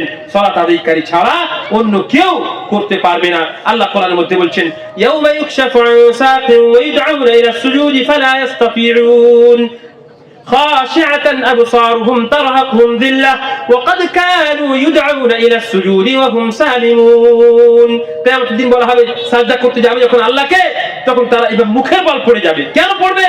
কারণটা হচ্ছে যে পৃথিবীতে সে সালাত আদায় করেনি, তার জন্য কিয়ামতের দিনও সে আল্লাহকে সাজদা করতে পারবে না। সুতরাং এখনই আপনি প্রস্তুতি নেন এবং সালাত সঠিক সময়ে আদায় করার চেষ্টা করেন। সালাতের গুরুত্ব আরো এই হাদিস থেকে বোঝা যায়। হযরত বিলাল রাদিয়াল্লাহু তাআলা আনহু কে নবী সাল্লাল্লাহু আলাইহি সাল্লাম বলছেন যে বিলাল, কি ব্যাপার, আমি জান্নাতে গেলাম তো দেখছি যে তোমার খড়মের আওয়াজ আসছে, মানে আমার আগে আগে তুমি চলছো, কি ব্যাপার? বিলাল রাদিয়াল্লাহু তাআলা আনহু বলছেন আল্লাহ রাসূল, আমি তো তেমন কোনো নেক কাজ করি না, ভালো কাজ করি না, কিন্তু একটা বৈশিষ্ট্য আমার ভিতরে আছে। কি বৈশিষ্ট্য? একটা সিফাত, একটা গুণ আমার ভিতরে আছে। সেটা হচ্ছে যে আমি যখনই আমার ওযু ভেঙে যায় তো সাথে সাথে আমি ওযু করিনি, আর ওযু করার পরে 2 রাকাত সালাত আমি আদায় করিনি। এই বৈশিষ্ট্যটা আমার ভিতরে আছে। আল্লাহ রাসূল সাল্লাল্লাহু আলাইহি সাল্লাম বললেন যে এই কারণেই হয়তো বা এই কারণেই তুমি তোমার খড়মের আওয়াজ, মানে তুমি যে জান্নাতের ভিতরে চলছিলে এর আওয়াজ আমি জান্নাতের ভিতরে শুনতে পাচ্ছিলাম। তাহলে বোঝা গেল যে আমাদের সমস্ত সমস্যার সমাধান নামাজের ভিতরে, সালাতের ভিতরে রয়েছে। যেমন মনে করেন যে পানি হচ্ছে না, বৃষ্টি হচ্ছে না, তখন আমরা কি করি? সালাতুল ইস্তিসকা আদায় করি। এখানেও মানে আপনার যত রকমের সমস্যা আছে সমস্ত সমস্যার সমাধান শুধুমাত্র এই সালাতের ভিতরে আছে। আপনি সালাত আদায় করেন, 2 রাকাত নামাজ পড়েন, আল্লাহর কাছে দোয়া করেন, নামাজের ভিতরে আপনি আল্লাহর কাছে দোয়া করেন, আল্লাহ তাআলা আপনার দোয়াকে কবুল করবেন। তবে একটা জিনিস আমাদেরকে জেনে রাখতে হবে, এই সালাত এটা হচ্ছে কি? ইবাদত, তাই তো? সালাত হচ্ছে ইবাদত। এই ইবাদত কি কেমন ভাবে করতে হবে? আল্লাহ রাসূল সাল্লাল্লাহু আলাইহি ওয়াসাল্লাম বলেছেন, সাল্লু কামা রাআইতুমুনি উসাল্লি। যেইভাবে তোমরা আমাকে সালাত আদায় করতে দেখছো সেইভাবে সালাত আদায় করো। আর আমরা বলছি যে আমার ইমাম নাভির নিচে হাত বেঁধেছিলেন, আমরা বলছি যে আমার ইমাম সাহেব রাফউল ইয়াদাইন এটা করেননি। তো ইমাম সাহেবের কথা আমরা শুনছি, আল্লাহর কসম খেয়ে বলছি আপনাদেরকে, ইমাম আবু হানিফা রাহমাতুল্লাহ আলাইহি আমরা যতটা সম্মান করি, যে ব্যক্তি বা যারা নিজেকে হানাফি বলে দাবি করে তারা আল্লাহর কসম খেয়ে বলছে তার অনুসারী নয়। তারা ততটা, আমরা যারা আহলে হাদিস আছি আমরা যতটা ইমাম আবু হানিফা রাহমাতুল্লাহ আলাইহিকে মানি, তারা অতটা ইমাম আবু হানিফা রাহমাতুল্লাহ আলাইহিকে মানে না। কেন মানে না? কারণটা হচ্ছে ইমাম আবু হানিফা রাহমাতুল্লাহ আলাইহি যদি আল্লাহর কসম খেয়ে বলছি, উনি যদি জানতেন যে যারা নিজেকে তার দিকে নিসবত করে তার অনুসারী বলছে তারা এরকম বিদআত সৃষ্টি করবে, খুরাফাত সৃষ্টি করবে, যঈফ, জাল এবং দুর্বল হাদিসের উপর আমল করবে, তাহলে ইমাম আবু হানিফা রাহমাতুল্লাহ আলাইহি বলতেন আনা বারিউম মিনহুম, আমি তাদের কাছ থেকে বারাত পোষণ করছি, আমি তাদের কাছ থেকে আলাদা বলছি। কেন? ইমাম আবু হানিফা রাহমাতুল্লাহ আলাইহি বলেছেন ইযা সাহহাল হাদিস ফাহুয়া মাযহাবি, সঠিক হাদিস হচ্ছে আমার পন্থা, সঠিক হাদিস হচ্ছে আমার রাস্তা। সুতরাং আপনার সামনে যদি সঠিক হাদিস চলে আসে তারপরেও আপনি বলবেন যে আমার অমুক আলেম বলেছে, আমার অমুক ইমাম বলেছে, এইভাবে আপনি সঠিক হাদিসের উপরে আমল করবেন না, আপনি আল্লাহর কাছে পার পাবেন না। আল্লাহ বলছেন কুল ইন কুনতুম তুহিব্বুনাল্লাহ ফাত্তাবিউনি ইউহিব্বুকুমুল্লাহু ওয়া ইয়াগফির লাকুম যুনুবাকুম। আল্লাহ বলছেন হে নবী তুমি বলে দাও যে তোমরা যদি আল্লাহকে ভালোবাসতে চাও তবে আমার অনুসরণ করো, আল্লাহ রাব্বুল আলামিন তোমাদেরকে ভালোবাসবেন এবং তোমাদের গুনাহকে ক্ষমা করবেন। আর আমরা আল্লাহর রাসূলের অনুসারী, এই কথা বলতে আমাদেরকে শরম লাগছে। আমরা বলছি কি আমরা হানাফি, আর আমরা শাফিঈ, আমরা মালিকি, আমরা হাম্বলি, এইরকম কথা বলে থাকি। আর রাসূলুল্লাহ সাল্লাল্লাহু আলাইহি ওয়াসাল্লামের যে সঠিক পদ্ধতিতে সালাত আমাদের সামনে চলে এসেছে সেই সালাতকে আমরা পালন করি না, আদায় করি না, বরঞ্চ আমরা শুনে শুনে দেখে দেখে আমরা করে থাকি। আর বলি কি যে আমাদের বাপ দাদা কি ভুল করেছে? বলি কি আমাদের বাপ দাদা যে এতদিন থেকে করে আছে ভুল করেছে নাকি? শুনে যে সমস্ত আমাদের আহলে হাদিস সমাজের কোন মানুষ যদি কোন নতুন কিছু দেখে যেটা সহিহ হাদিস সম্মত, হয়তো আমরাও কোনো কিছু ভুল করে এসেছিলাম, এখন আমাদের কাছে আলহামদুলিল্লাহ মদিনা থেকে উলামায়ে কেরামেরা আসার পরে অনেকগুলো জাল হাদিস যেগুলোর উপরে আমরা হয়তো আমল করতাম সেগুলো দূরে সরেছে আলহামদুলিল্লাহ। সঠিক মানহাজ, সঠিক রাস্তা আমরা আল্লাহর রহমতে পেয়েছি। সুতরাং সঠিক আসার পরেও আমরা যদি বলি, আমাদের আহলে হাদিস ভাইরাও যদি বলে যে না আমরা এটা আগে করতাম তাহলে আমরা ভুল করেছিলাম, এই কথা বলা যাবে না। কেন বলা যাবে না? শুনেন, এই কথা আর কাফেরদের ওই কথার মধ্যে কোনো পার্থক্য নেই। তারা বলেছিল কি ইন্না ওয়াজাদনা আবাআনা আলা উম্মাতিন ওয়া ইন্না আলা আথারিহিম মুক্তাদুন। তারা বলেছিল যে আমরা আমাদের বাপ দাদাকে এই রকমই করতে পেরেছিলাম, সুতরাং আমরা এটাই করব। আর আমাদের কথা যদি এরকমই হয় যে হাদিসে আমাদের সামনে সঠিক হাদিস চলে এসেছে, তা সত্ত্বেও আমরা যদি বলি যে না আমরা আমাদের উলামায়ে কেরামরা এইভাবে করেছিলেন, আমাদের পূর্বপুরুষেরা এইভাবে করেছিলেন, সুতরাং আমাদেরকে এই রকম তর্কবি করতে হবে, তাহলে আমাদের মধ্যে আর ওই কাফেরদের কথার মধ্যে কোনো পার্থক্য থাকবে না। কাজেই সঠিক হাদিস চলে আসার পরে আর আমাদের গোলেমু করা চলবে না, এই কথা বলা চলবে না যে আমার ইমাম এইভাবে বলেছেন। দেখেন ইমাম মালিক রাহমাতুল্লাহ আলাইহি আহলে হাদিস উলামায়ে কিরামদেরকে পাবেন যে তারা ইমাম আবু হানিফা রাহমাতুল্লাহ আলাইহি, ইমাম শাফিঈ রাহমাতুল্লাহ আলাইহি, ইমাম মালিক রাহমাতুল্লাহ আলাইহি, ইমাম আহমদ বিন হাম্বল রাহমাতুল্লাহ আলাইহি সকলেরই উদ্ধৃতি দিয়ে কথা বলে থাকেন। শুধুমাত্র এটা আমাদের আহলে হাদিসের বৈশিষ্ট্য। অন্য যারা নিজেকে মাযহাবী বলে তাদের কাছে কিছু জিনিস আপনি পাবেন না।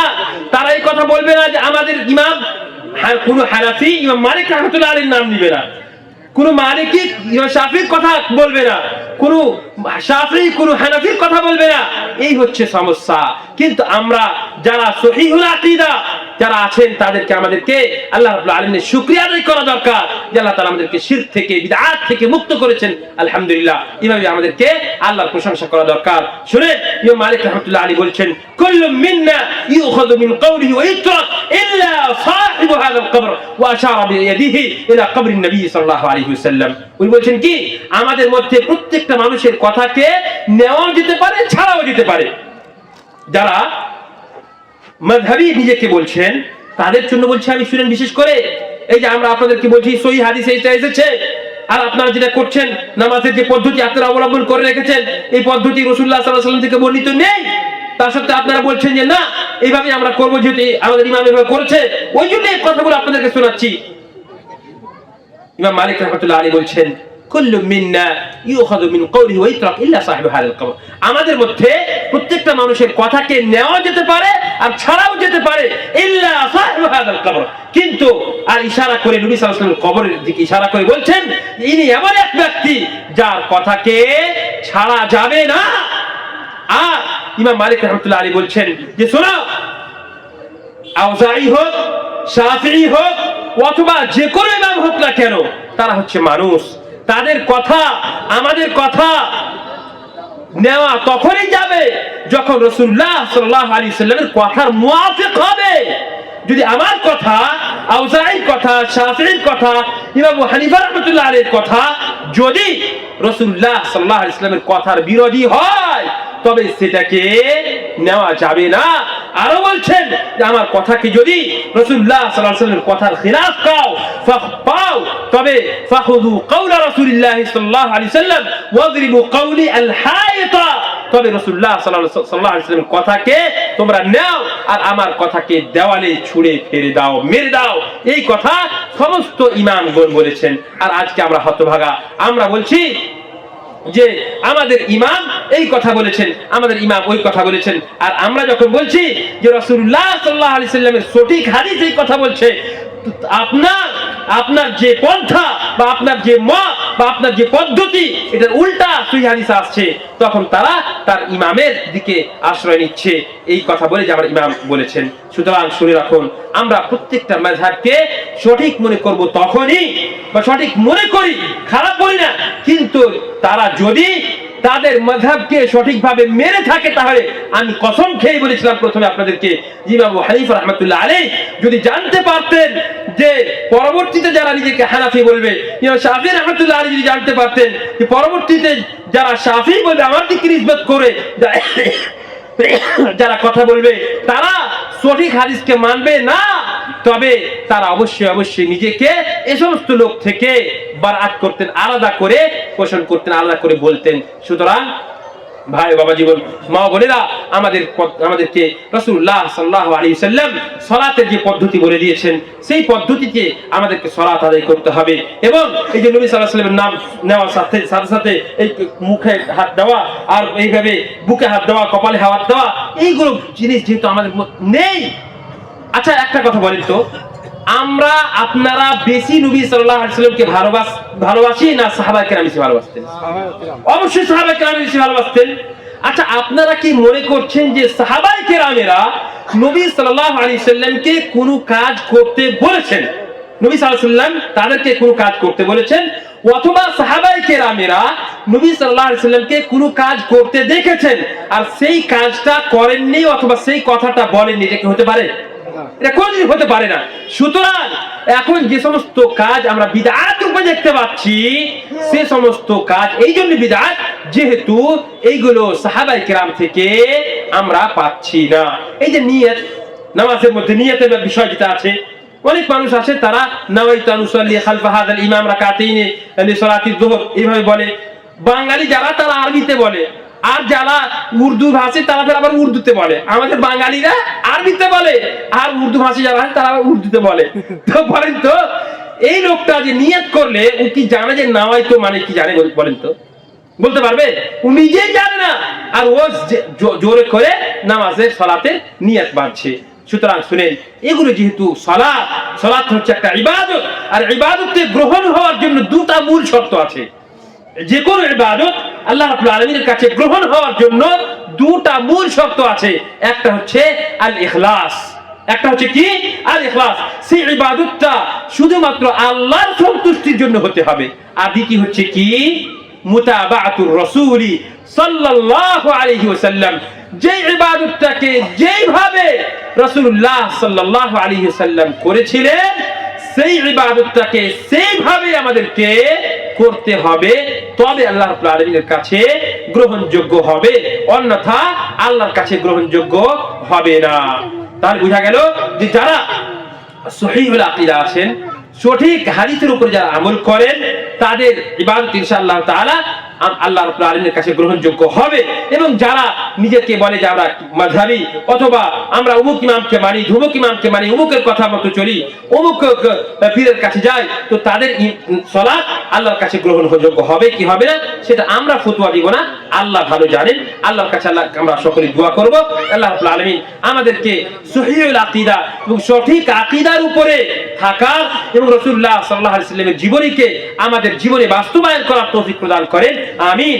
এবং আমরা যেন নবী সাল্লাল্লাহু আলাইহি ওয়াসাল্লাম যেভাবে বলেছিলেন, সল্লু কামা রাআইতুমুনি উসাল্লি, যেভাবে তোমরা আমাকে সালাত আদায় করতে দিচ্ছ সেইভাবে তোমরা সালাত আদায় করো, সেইভাবে যেন আমরা সালাতকে প্রতিষ্ঠিত করতে পারি, সঠিক সময়ে সালাত আদায় করতে পারি, তার তৌফিক প্রদান করেন। হে আল্লাহ, তুমি আমাদের সকলের দিলের ভিতরে সালাতের ভালোবাসাকে ঢুকিয়ে দাও।